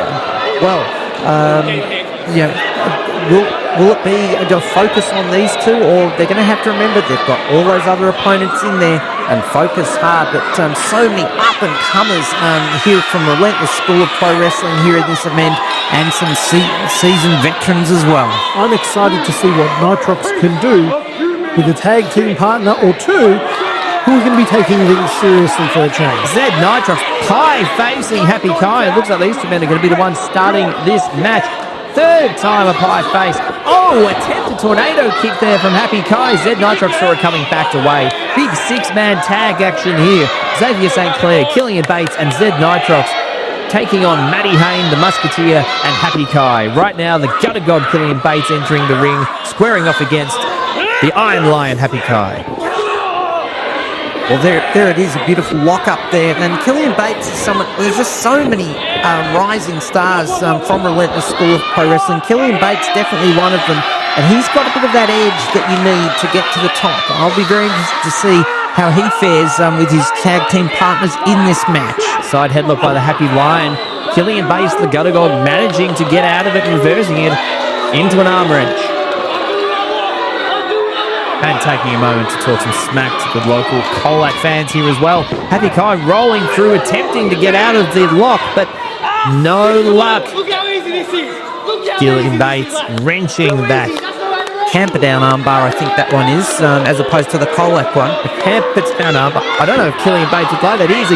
Crowd Gippsland through and through, and we are almost as far away from Gippsland as you can get. We heard some untoward words towards the local Colac fans. They're the great Colac fans, 450 worth here in a sold-out Colac RSL tonight. Kick to the midsection by Killian Bates, returning to that side headlock, dead centre of the ring. Happy Kai sending him back into the ropes, shoots him off. Shoulder tackle, shoulder block taking down Happy Kai. Killian Bates maintaining control of this contest. Happy Kai drop down, gets around, leapfrog. Great agility from the Iron Lion. Sent back off the ropes. Waistlock pushes him off into the corner, and not the corner that Killian Bates wants to be. Big drop kick into the corner. Happy Kai now taking control. Here comes Zed Nitrox. Oh, sends him in. Zed Nitrox going right into the middle region of Killian Bates, and Gosh, I don't want to say what that looks like. That's a bit of a horror movie situation there in the corner as the Musketeer tags in and drops the elbow on Xavier St. Clair. Well, that's right. A few injuries possibly to the... I think that's the lower abdominal region it might be called according to my medical degree. But then again, where did I get my medical degree is another question. And as you say now, it's the Gutter God caught on the wrong side of the road as they tag in. Here comes Matty Hayne. And what have we got now? Double team action here. The Musketeer and Matty Hayne up with a vertical suplex. A suspended vertical suplex. They are holding up here for a long time. All the blood rushing to the head of the Gutter God, Killian Bates. Oh, and drops him down. Killian Bates, rightly so, reaching out for the tag. Zed Nitrox controlling traffic in the corner there, saying, tag me, I want in there, I want to take on Matty Hayne. Well, here we go, we're going to see one of those beautiful suplexes from Matty Hayne that he's quickly becoming famous for. No, Zed Nitrox around, reverses into a waistlock of his own. Matty Hayne holds onto the rope, shrugs him off, and Matty Hayne, look at the fire in this young man. Fire and power there from Matty Hayne. I haven't seen that before. He just keeps getting that. Oh, pinfall attempt, only good for a 1 count. Get a bit better every time, and I think Zed Nitrox doing the right thing here, trying to grind down Matty Hayne with a big, powerful chin lock that's got him his keister on the canvas. And Zed Nitrox now taking control. Matty Hayne, a familiar face to Mayhem Pro fans, but one that we've only recently seen engage in in-ring action himself, but very quickly making a reputation for himself with these beautiful suplexes, particularly his fantastic German, but not in the position to be throwing those around now. Zed Nitrox well and truly in control as Matty Hayne struggles to pull himself up on the ropes. Zed Nitrox pulling at the hair of Matty Hayne, running his head across the top rope. I think maybe the mistake that Happy Kai, Musketeer have done from the beginning is trying to make fools of their opponents. Because as you can see, Zed Nitrox is not happy. He's not pleased with the fact that he was being made a fool of early on in this match. We saw some good teamwork from Zed Nitrox, Xavier St. Clair and Killian Bates before working over Matty Hayne in the corner while the referee was distracted. Zed Nitrox now planting Matty Hayne into the tree of woe in the corner, dumping a mud hole very deliberately so into the midsection of Matty Hayne. Zed Nitrox now taking the referee, distracting him while his tag team partners pull up. Oh, look at this! Outrageous! Looked like it was biting into him. I'm concerned about Zed Nitrox's knee here. As we see, he's talking to the ref. He's possibly... Oh, Shane Hero. He's clearly faking, but look out! Matty Hayne with a crossbody. No, Zed Nitrox sees it coming, manages to get out of the way. Very proud of himself for doing so as well. Matty Hayne in a world of hurt needs to get across and tag either the Musketeer or Happy Kai back into the ring. Great news, though. It looks like his knee is fine. So that's a oh, yes, I'm sure you're thrilled with that, Shane Hero. Zed Nitrox now tagging in the Gutter God, Killian Bates, continuing to work over Matty Hayne, lifting him up. All I can say is I wish I had the magical cure that Zed Nitrox had for some of my aches and pains and stiffness. Well, after the double gut buster there, Happy Kai managing to break up the pin attempt. That could well and truly have done it there. A double gut buster taking out Matty Hayne, but Happy Kai saving his teammate. And Xavier St. Clair looking like he wants to get in some of the action, but Killian Bates staying in. Leapfrog by Matty Hayne. Zed Nitrox coming in to get some of the action himself. Takes out. Oh, Matty Hayne sends Xavier St. Clair to the outside. Well, where's Matty Hayne getting this from? He looked like he was down and out and grounded, which is what you want to do. Here comes Happy Kai and the Musketeer. Who's the legal man? You can't tag two people in. Happy Kai, I think, was the first person tagged in, so it is him to answer your question, Shane. But right now, the Musketeer getting the Musketeer volunteer army right behind him, and the Happy Kai directing traffic as the opposite duo, or two thereof, are being squashed in the corner, and they could be about to have a meeting of the minds. Oh, colliding in the middle, Happy Kai and the Musketeers sending Zed Nitrox and the Gutter God Killian Bates into each other in the ring. A massive collision, taking both men out of the team here. And Happy Kai signaling for the happy ending. Musketeer off the ropes. Look out, here comes Xavier St. Clair. Can't forget about him. He was playing possum on the outside, making his way back into the ring with an impressive leg strike there. And now all three men taking on the Musketeer at once. He's valiantly fighting back. but the numbers game is far too strong for the Musketeers. Oh, Matty Hay from the stage! Flying out of nowhere. Where did he pull that out of? And that could be the thing that turns this match around for his team. And now he's looking to supplé Zed Nitro. But look out, the Going God takes him down with a code breaker. A brief change of momentum takes Matty Hay, but look out! Musketeer with the discus clothesline and a huge spear from Xavier St. Clair out of the corner. The freshest man in this whole contest, absolutely taking out. Oh, a tornado kick. Takes out Xavier St. Clair, but Happy Kai needs to look out. Flying tag by Zed Nitrox, roll up, 1, 2, 3. Oh my goodness, steals the victory. Zed Nitrox stealing the victory from Happy Kai. Well, that fish came out of nowhere. You have to feel good for Zed Nitrox finally getting to experience a tag team win, something that he wasn't able to have for such a long time whilst teaming with Happy Kai. An absolute flurry to end the match. There a ginormous cross body from Matty Hay from the stage, all the way from the stage into the ring. Xavier St. Clair coming back with the massive spear, and then ultimately it was the blind tag by MJ Russo. Zed Nitrox that managed to come in, get the roll up, and Happy Kai taking the L for his team. To the following contest scheduled for one fall, and is sponsored by Chris Bart's Production. Always lovely watch tonight has been provided by Chris Bart's up there, baby. Big shout out to Chris, a wonderful job here tonight with all the audio-visual production. Colac's finest, thank you very much, Chris, for all your work tonight. Right now, Shane Hero, a massive grudge match here that we saw explode out of the Mayhem showcase recently in Melton. The aspirationalist Lockie Hendricks taking on Jahari. I don't think Colac is quite prepared for what they're about to see tonight.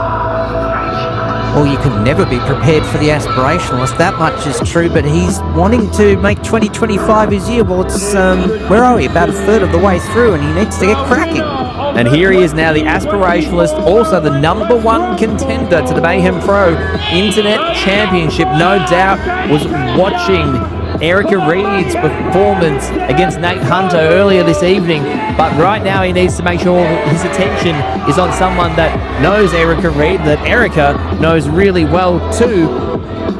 The recently rebirthed, the recently returned Jahari. Lockie Hendricks has his hands full tonight. And what a message it would send to Erica Reed for Lockie Hendricks to have a win over Jahari here tonight. Well, the other side of the coin is also true, Shane Hero, that if Jahari gets through with the victory, that would be a psychological boost in a way for Erica, given the connection between those two people. So certainly lots at stake here in this match, and the usual, well, confidence. I'll be diplomatic from the aspirationalist. The evolution of the aspirationalist over the last 12 months has certainly become something to see. He sees everything in his future as a foregone conclusion, and that future includes Mayhem Pro Gold as he seeks to defeat the internet champion Erica Reed at some point in the future at a time of his choosing. But right now he's got to get through this man. Here's Jahari!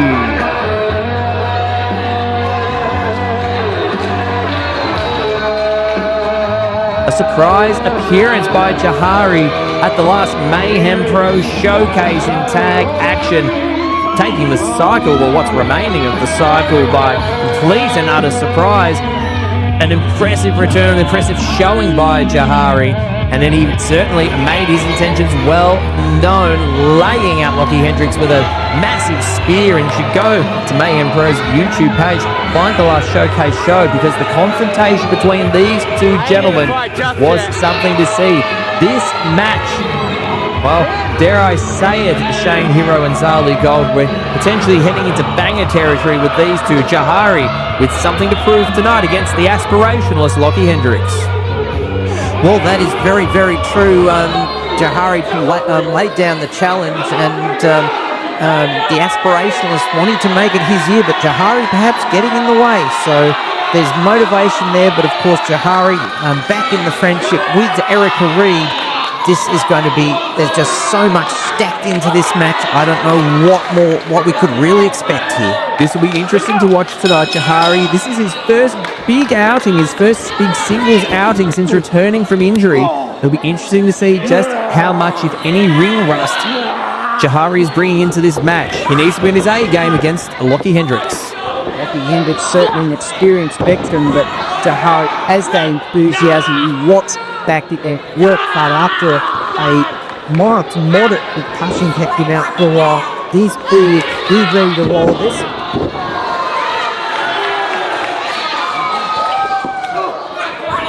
Jahari flinging Lockie Hendricks into the corner, now unloading on him with right and left hooks. Back into the corner, charging Lockie Hendricks with a big splash into the corner. Jahari is on fire.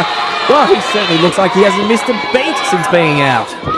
He's been training where he can. Obviously couldn't do full training, but as soon as he was cleared, he was back into top gear, and now he's ready to come back into the ring, and there's that energy. Wow, Lockie Hendricks feeling it, and he's feeling it even more now as he comes back into the ring the hard way. Well, you saw what Lockie Hendricks was doing there, the motion there that he was making. He's implying that perhaps this is a strategy. This isn't playing possum. He's letting Jahari perhaps wear himself out. We certainly would not put that past the Aspirationalist, one of the most cerebral competitors getting around Australian wrestling. That is why he's the #1 contender to the Mayhem Pro Internet Championship. But right now, he has got his hands full as Jahari lining up in the corner. Hendricks playing possum, manages to sidestep and slings Jahari into the turnbuckle. Falls through the ropes. Jahari on the outside. A moment of respite now for the Aspirationalist. As much as I hate to say it, Shane Hero, I think he could have been right there in terms of the playing possum, but whatever it was, it's certainly given the advantage back over to the Aspirationalist. Jahari thrown into the ring post by Lockie Hendricks.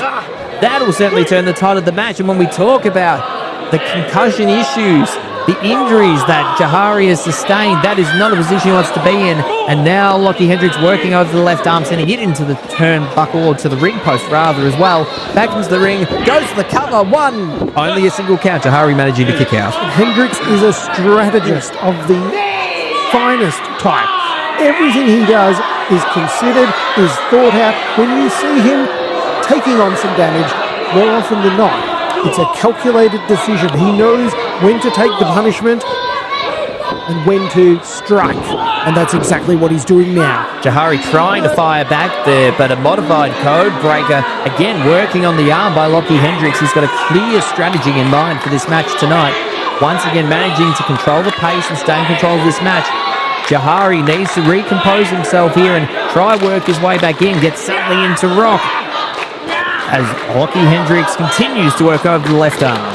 Well, Hendricks is strategic and he's creative. Oh, another pin attempt. 1-2. Jahari, a very clever, if not unconventional pin attempt there. Zali, go back to you. Well, yeah, Hendricks is strategic and creative, and we're seeing that now as he's continuing to find ways to work on the arm, the left arm of Jahari, the sadistic spirit, and also crafty we're seeing there. And this is the advantage that Lockie Hendricks has. He knows his best way to work things, and he's doing it right now. And Jahari's going to have to find some of that sadistic spirit to get himself back into this match. Returning to the left arm again does Lockie Hendricks, as Jahari feeling every bit of the targeting of Lockie Hendricks. That's it. Look, he's zeroing in on a body part. He knows what he's doing. Hendricks is working the arm now. Well, the crowd's certainly not taking to the aspirations of Lockie Hendricks here. I don't think we can repeat that chant on the airwaves, but I think all the viewers out there can get a really clear sense of what Colac think of Lockie Hendricks. They're mispronouncing aspirationalist, I think. Right, okay. Well, there's a possible case of confusion there. But whatever, there's no confusion about the fact right now that Lockie Hendricks is on top in this match. Reversal by Jahari, sending Lockie Hendricks into the corner. Big elbow, now a big boot, rocking Jahari. And straight onto the back, Lockie Hendricks into a sleeper. Once again, working at slowing down the pace, and it's the right strategy to take. Jahari relies on his explosiveness, on his speed, on his aggression. Lockie Hendricks doing the right thing strategy-wise, trying to slow this down with the sleeper, although Jahari, look at the strength of Jahari, now dragging Lockie Hendricks over, reaches the rope, referee Sam Addison. Oh, that should have been a break there, I think, although now what's going on here? It should have been a break, but Jahari doesn't seem to want to break. He's continuing. He keeps going. Both men finding themselves in a precarious situation here as they ascend the turnbuckles. Could be some sort of break the hard way, I think, if Jahari had his way. Sends him back. My goodness, Samoan drop from the second rope. Both men, though, rattled on the ground. Jahari, that would have taken a lot of the breath out of him as well. I think he suffered just as much from that Samoan drop from the second rope as Lockie Hendricks has. I think this might be the advantage that you're going to see from Jahari is unpredictability. Who would have thought that he would be willing to sacrifice himself to such a degree in order to inflict damage on Hendricks? Both men pulling themselves into the corner. Hendricks charging, goes for a splash, misses. Jahari, a big clothesline taking him down. Hendricks back up for a reverse elbow there. My goodness, the action is fast and furious now. And drops into the driver. Goes to the cover. 1, 2. Oh, 2.5. Hendricks managing to kick out. Hendricks managing to kick out. Jahari has sort of worked his way back into this match after we thought he was done after that sleeper. And then there's Samoan drop, as you said. And that's that energy and enthusiasm that we see from Jahari. And now he's looking for a big, big suplex. Gets him up, but Hendricks manages to reverse, rolls him into a pin. Manages to kick out at 2, though, does Jahari. Hendricks, big spear tackle in the middle of the ring. Reminiscent of what we saw back at the Mayhem showcase, albeit with the shoe on the other foot. This time Hendricks taking down Jahari with a big spear. Goes for the cover, hooks the leg, Addison in. 1, 2. Oh, kick out at 1 by Jahari. And Jahari firing up here in the corner. Hendricks can't believe it that he got out so quickly. And now Hendricks charging in, but absolutely does nothing. He runs into a brick wall. It is Jahari lining up in the corner. We're going to see the spear from Jahari himself. Hendricks pulling himself to the feet with the ropes, but he's not going to like this. Big spear from Jahari. Turns him inside out. If Jahari can get the cover here, this might be it. Hooks the leg, Sam Addison in. 1, 2. Oh, Lockie Hendricks gets his foot on the middle rope at the last moment. That was no coincidence. He knew exactly where he was at every second. He knew what he was doing there. There is no denying the veteran instinct of Lockie Hendricks, but there's also no denying the determination, the desire of Jahari. Squaring up, lining up Lockie Hendricks. Jahari wants to finish him off. Signaling, he's calling for the end. Is he going to be able to get him up? He does no! Hendricks slips at the back, reverses it. Jahari, low blow, the referee didn't see. Hendricks low blows Jahari. Jumps in the back, locks in the sleeper once again. Does Jahari have enough left in the tank to be able to get out? He's not in an ideal position to reach the ropes. He's fading fast. Referee Sam Addison reaches up. Arm drops once, arm drops twice. If it goes down one more time, this match is over. And it is. Lockie Hendricks choking out Jahari to claim victory here in Colac. Up to the ring to Chaos Kano for the official announcement. Lockie Hendricks not letting go of the chokehold. This is an outrage. Let him go. The match is over. Let him go. Look out, here comes Erica Reed, the Mayhem Pro Wresting champion. Lockie Hendricks, the number 1 contender, wanting none of her. Erica's still favouring that leg after a match with Nate Hunter earlier, but Lockie Hendricks escaping, getting out of dodge through the crowd. Running back out onto the main street as we speak. Erica Reed checking on her good friend Jahari, who is just lifeless in the ring, starting to come to now after being choked out. Oh, look at him, what a coward. Hendricks running for the Otway's tall timber there after choking out Jahari. And in the meantime, Erica Reed, as you say, coming to... Oh, look out! Lockie Hendricks trying to come back in, but no, once under Erica Reed. She might be injured. She might only have one good leg, but she is still not someone I would want to be getting in, and neither does Lockie Hendricks. He wants none of Erica Reed, hiding behind one of our camera people at ringside. My goodness. Hang on a second.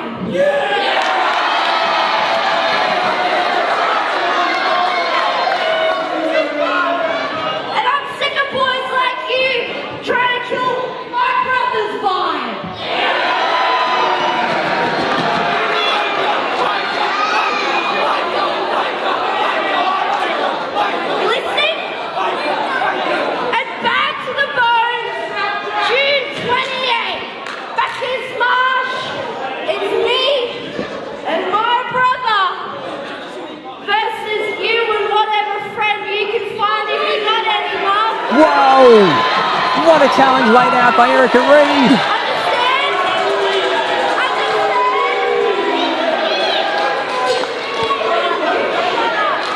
Laying the gauntlet down for Bad to the Bone, our next big show at Bacchus Marsh on June 28th.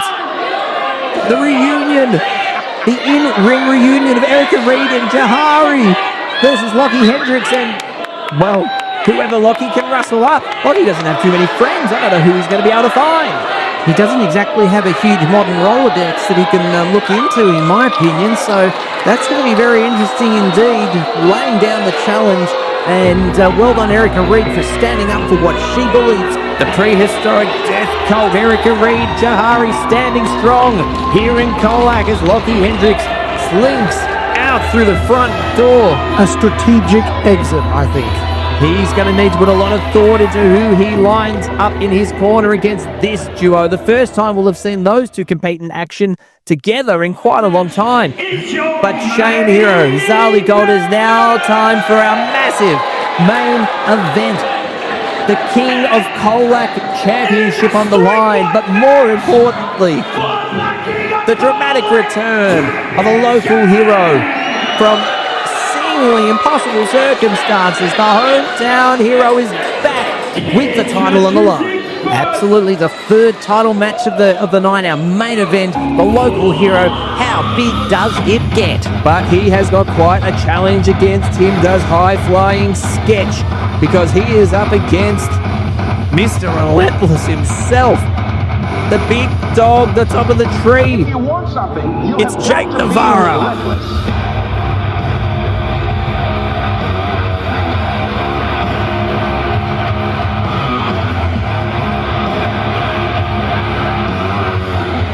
And there he is. One of the baddest men in all of Mayhem Pro. Relentless Jake Navarro. And say what you want about him. Say what you want about his attitude. He is one of the finest competitors getting around in all of Mayhem Pro. And this is going to present a massive, massive challenge to the hometown hero. And listen, the name Relentless is not just a clever nickname. It is an apt description for Jake Navarro. Jake, no doubt, smashed it out 20k through the forest, down in the Leederberg State Forest, no doubt, this morning. I follow him on social media. He is non-stop. He is truly relentless. Well, I'm surprised he didn't walk down from Melton or jog down or something. Well, he probably did. He could well have. He is definitely relentless, and the only following I'll do is on social media. I'm not going to follow him through the forest, I can tell you that.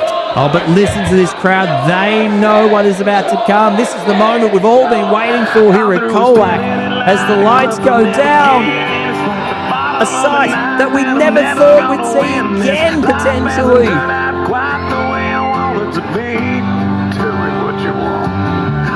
Here he is! It's Sketch!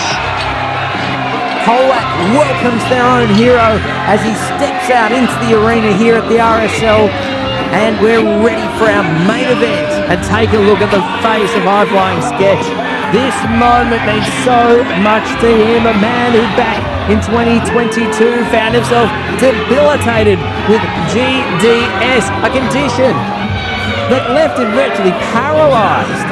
An amazing comeback story for the King of Colac Champion. An emotional reception from the crowd here, and rightly so. And an emotional moment for that man right there, in front of all his friends, in front of all his family. He's got the title on the line, a moment that even Sketch at points in time must have doubted would happen. But now he needs to channel all of that emotion, channel all that history, because he is in for the fight of his life against relentless Jake Navarro. Now listen to that crowd. Look, I said it about Jake, and I think it's true for Sketch as well. Look, it's more than a nickname, it's more than a title. You saw the reaction of the people here. He is indeed the King of Colac. There is no doubt about it. So that title for him means so very much. The crowd chanting for the hometown hero here, high-flying Sketch. Let's head up to Chaos Kano for the in-ring introductions.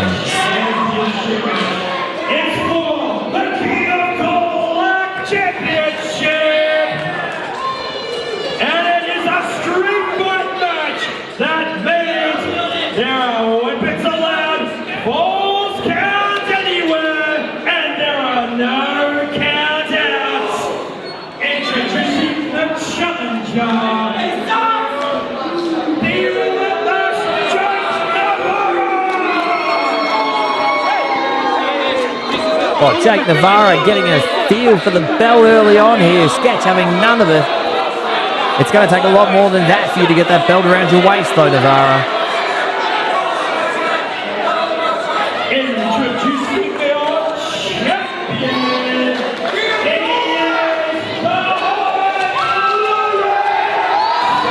Listen to this crowd, a sold out 450 strong here at the Colac RSL.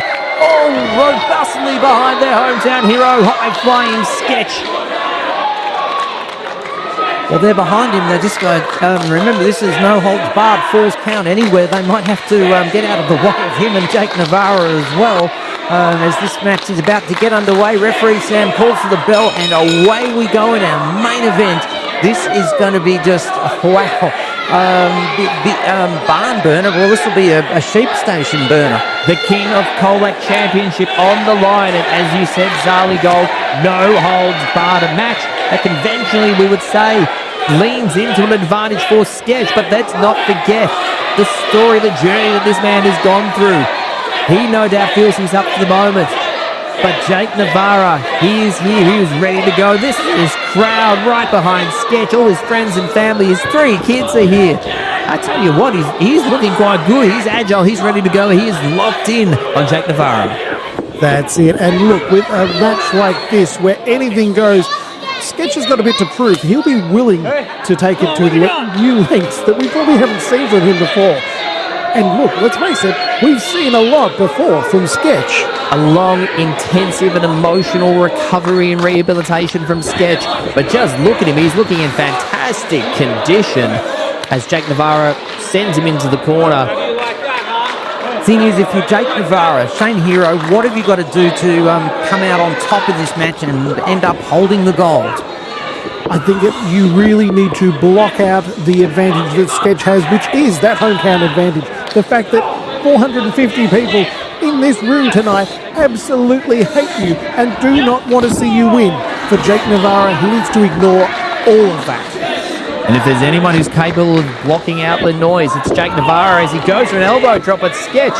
Definitely moving out of the way, avoiding the interaction, and right now working on the arm of Jake Navarro.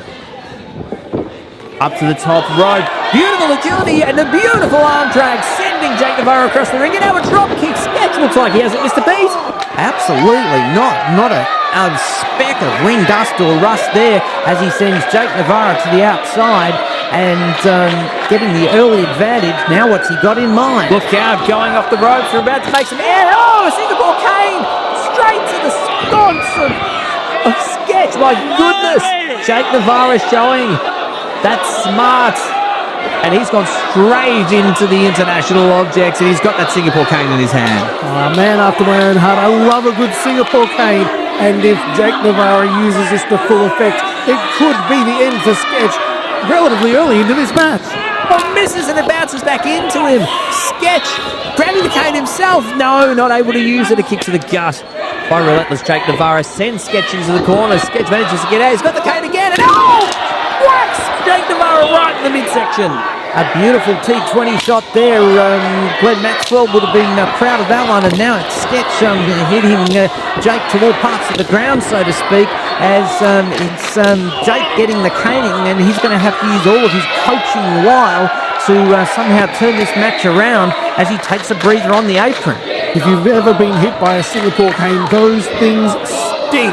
That absolutely takes a lot out of you. And with the amount of shots that Sketch has just given to Navarro, that'll take a lot to overcome. Hang on a second. Venturing their way backstage. We've now lost sight of Jake Navarro and Sketch. Goodness knows what's going on backstage. I don't think we've got any cameras or anything back there. I'm not sure if our production team backstage are listening into us, but if we can get some word on what's going on backstage, let us know. The crowd here are wondering what's going on. What on earth could possibly be happening backstage? I'm just hoping they don't come near us where we've positioned ourselves for commentary tonight. Kane, can you see what's going on? Kane was ducking for cover a moment ago. Wait a minute, look out. Look who's just appeared back out of the crowd. They've done a big lap and now they're finally away in the crowd. 450 strong. A sea of humanity is where Sketch and Jake Navarro find themselves right now. And a big shot by Sketch. Wonderful camera work by a crew here making their way into the crowd. And my goodness, this is already very quickly descended.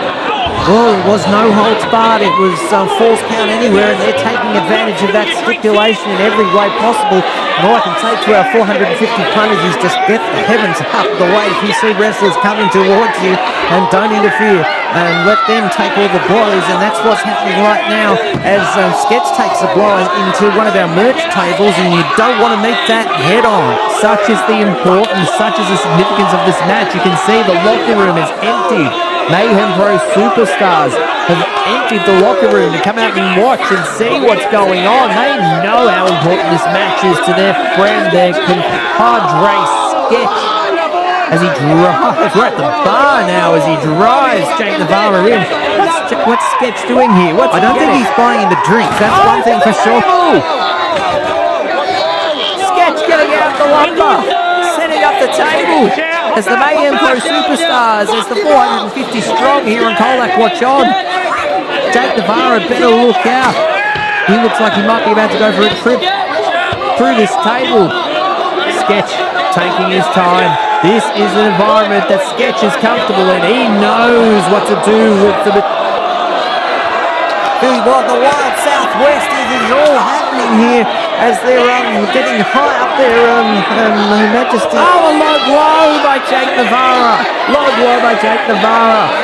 And look out, first on the table, sends Sketch through the table, exploding under Sketch as Jake Navarro sends him flying to the bar. Aim is right here, but don't want to be going to a table, no doubt about that. The advantage right now, surrounded by his people. Well, he's going to need to tap into the adrenaline after going through that table. Relentless coach Jake Navarro using all his experience and guile there as he took advantage of the situation. And, our Colac RSL punters getting the bird's eye view at the moment. Also, as you said, great work from our camera crew to give us the bird's eye view, because it is definitely all over this arena. Sketch trying to fight back valiantly, but not able to do so. He is rattled, he is rolled. Jake Navarro, left, right, and right hook, absolutely rattling Sketch here as they make their way back towards the stage area. I'm still just glad they haven't come anywhere near us. They can steer nicely and clearly of us. I don't think our insurance policy extends far enough to cover us here from this. But now it's Navarro with the kendo stick again, and the local hero is in a spot of bother, and now he's being choked out with it. And the thing is, there's no DQs in this event, and all referee Sam Madison can do is just, try to warn Jake Navarro. And I'm not sure if Sketch has been opened up there. Sketch has been busted open. Sketch bleeding from the forehead here as Jake Navarro reaches behind the curtain. Fresh kendo stick. Fresh Oh no, it's not. Wait a minute, that's a light tube.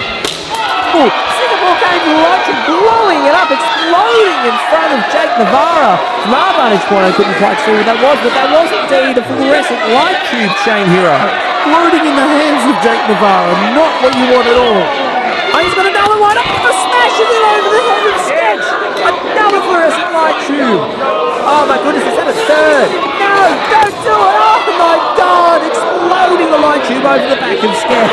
3 strikes, but Sketch not quite out, and but they're certainly going to take their toll as that blast all over the back of Sketch. For no holds barred it is, and in the meantime Sketch staggering or falling back into the ring as the advantage now firmly with relentless coach Jake Navarro, and now he's got the kendo stick back in hand, and I think he's got something else evil and devious in mind, Kane and Maddie. Jake Navarro looking under the ring, pulls out a trash can lid, looking under again around the other side.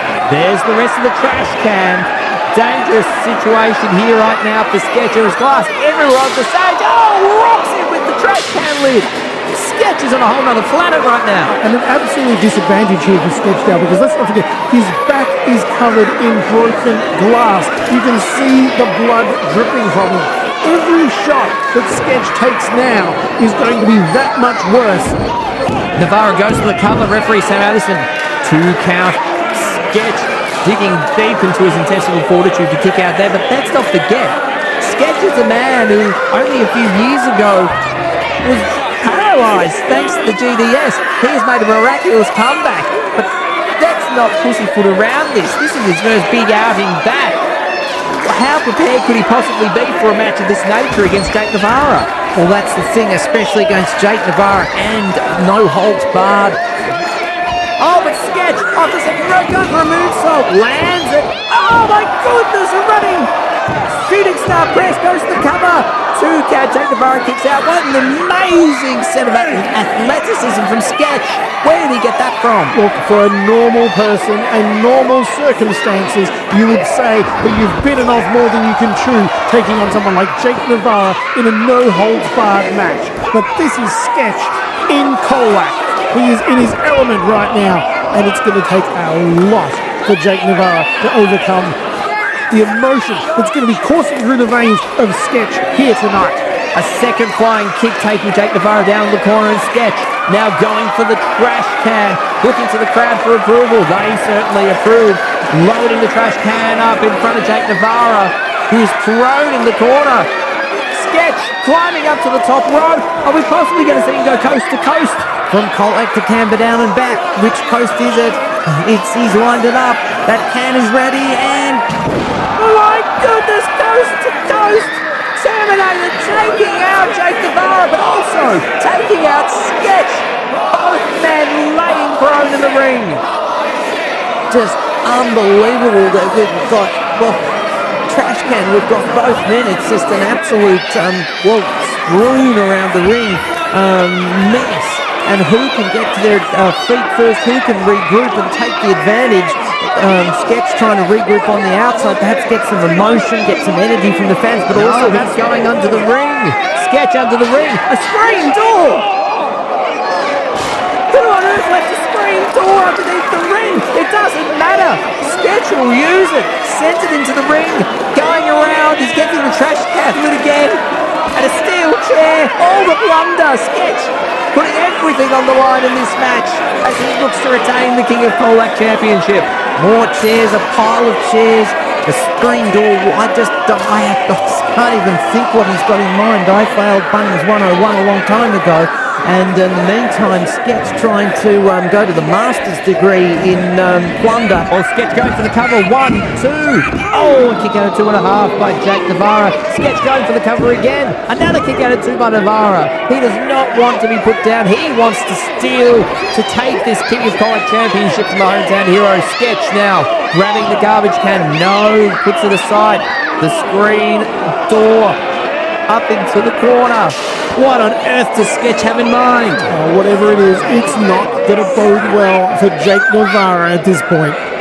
Sketch setting up the chairs in the corner as well. Boxing referee Sam Addison in. There's nothing Sam Addison can do. He is merely here to make the count or to take a submission. There is nothing he can do. This is no holds barred. My goodness, rows of chairs being set up. We've got a screen door. We've got rows of chairs. It's Jake Navarra, thumb to the eye, ranking, taking out Sketch, managing to get the momentum back on his side.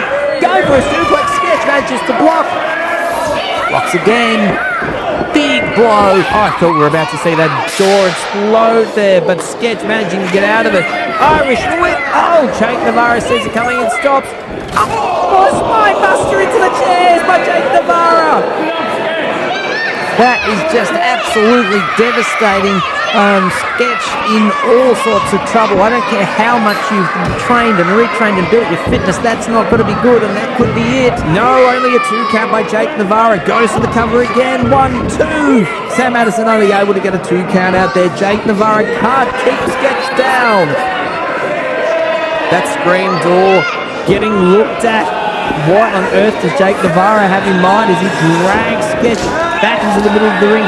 Stomp to the chest. Another stomp to the chest.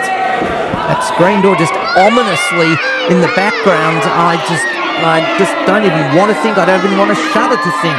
And now Jake Navarra going up to the higher end district to see what he can do, to see if he can finish this match and take the championship, but he can't do it there. Attempted swanton, not successful. Sketch gets out of the way as Jake Navarra throws him into the steel door. My goodness! That would just be like a giant cheese grater against the back of Jake Navarra. Oh, what a flying, running kick. Jake Navarra, he is out. Look at that screen screen door. It is completely crushed. The screen door. Look at the back of Jake Navarro. Look at what it would have done to him. Sketch signaling to the top rope. The crowd cheering him on. Sketch, is he going to go up for the moonsault? He's on the second rope. He's asking the crowd. They want it to the top rope. Wait a minute. What are Blacklisted doing here? Give me a break. What on earth? Well, it's no holds barred and no disqualification, but they have no purpose being out here at all. JXT with the Singapore cage to the back of Sketch. What is this? This is outrageous. 3-on-1, and well, as you said, it's perfectly legal, but there's no logical reason for them to be here. And now JXT with the cane, and Sketch, just when we thought he was going to retain that title, now things have turned into a very dark night here in Colac for him. 3-on-1 as Blacklisted come out to assist Jake Navarro. Let's not forget 3 men instrumental in Mayhem Pro, 3 exceptionally close friends. But that doesn't make this right. This is outrageous. Sketch, wait a minute, the physicals are here. The physicals come out to even the odds. Where did they come from? Meeting the Singapore cane as JXT rails Jimmy Castle with the cane on the back. And once again, Blacklisted. The numbers game taking advantage as Sketch, as Jake Navarro. Both lines right in the ring. This has become the tag team title match all over again. Sam Madison, referee, get them out of there. Get the physicals out of there. You can't interfere in a match like this. Oh, but there is nothing that the referee can do. This is a no-holds-barred match. Anything is on. And right now we are seeing that as Blacklisted. The referee can only enforce it as per the contractual stipulations of the match. Blacklisted assisting their friend Jake Navarro out, but a massive moonsault by Sketch taking out all 3 men. Where did Sketch get that from? The man has no right to have been able to pull off the moonsault after the assault that he's taken, but that is a sign of the man. The intestinal fortitude, the heart determination of Sketch. You thought that Jake Navarro had 2 people out here helping him, while Sketch has 450 people out here helping him. But a Singapore cane off the ropes, taking, oh, look at the running knee. Is this going to be it? Goes to the cover, 1, 2, Sketch has done it. He's in front of his home crowd, fans and family and friends. GDS couldn't stop Sketch. Blacklisted couldn't stop Sketch. Jake Navarro couldn't stop Sketch. 450 fervent Colac Mayhem maniacs cheering on the hometown hero as he retains the Mayhem Pro. King of Colac Championship, Sketch has done it. His family, his friends, his children are here. How proud they must all be of this incredible human being. The emotion very, very clear on Sketch's face there as he makes his way back to his feet with his Colac Crazy Faithful behind him. Look, it's more, I said it earlier, it's more than a nickname, it's more than just a title. Legitimately, you can see it here right now, you can see it on the faces of every person in that crowd. Sketch is indeed the king of Colac. The physical seeing of Blacklisted to the back, returning to the ring. All 3 men with their belts in their hair. What a sight this is. The King of Colac champion, the Mayhem Pro Tag champions. But this night is all about high-flying Sketch.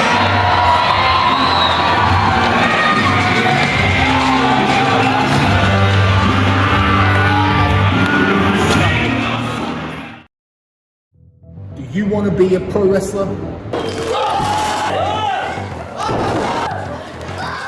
Then sign up now to the Relentless School of Pro Wrestling.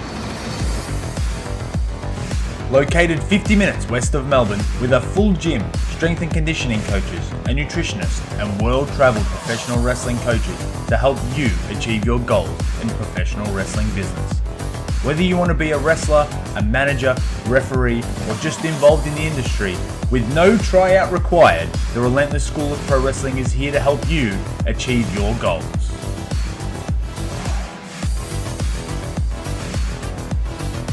All you have to do to start your journey is sign up now to be relentless.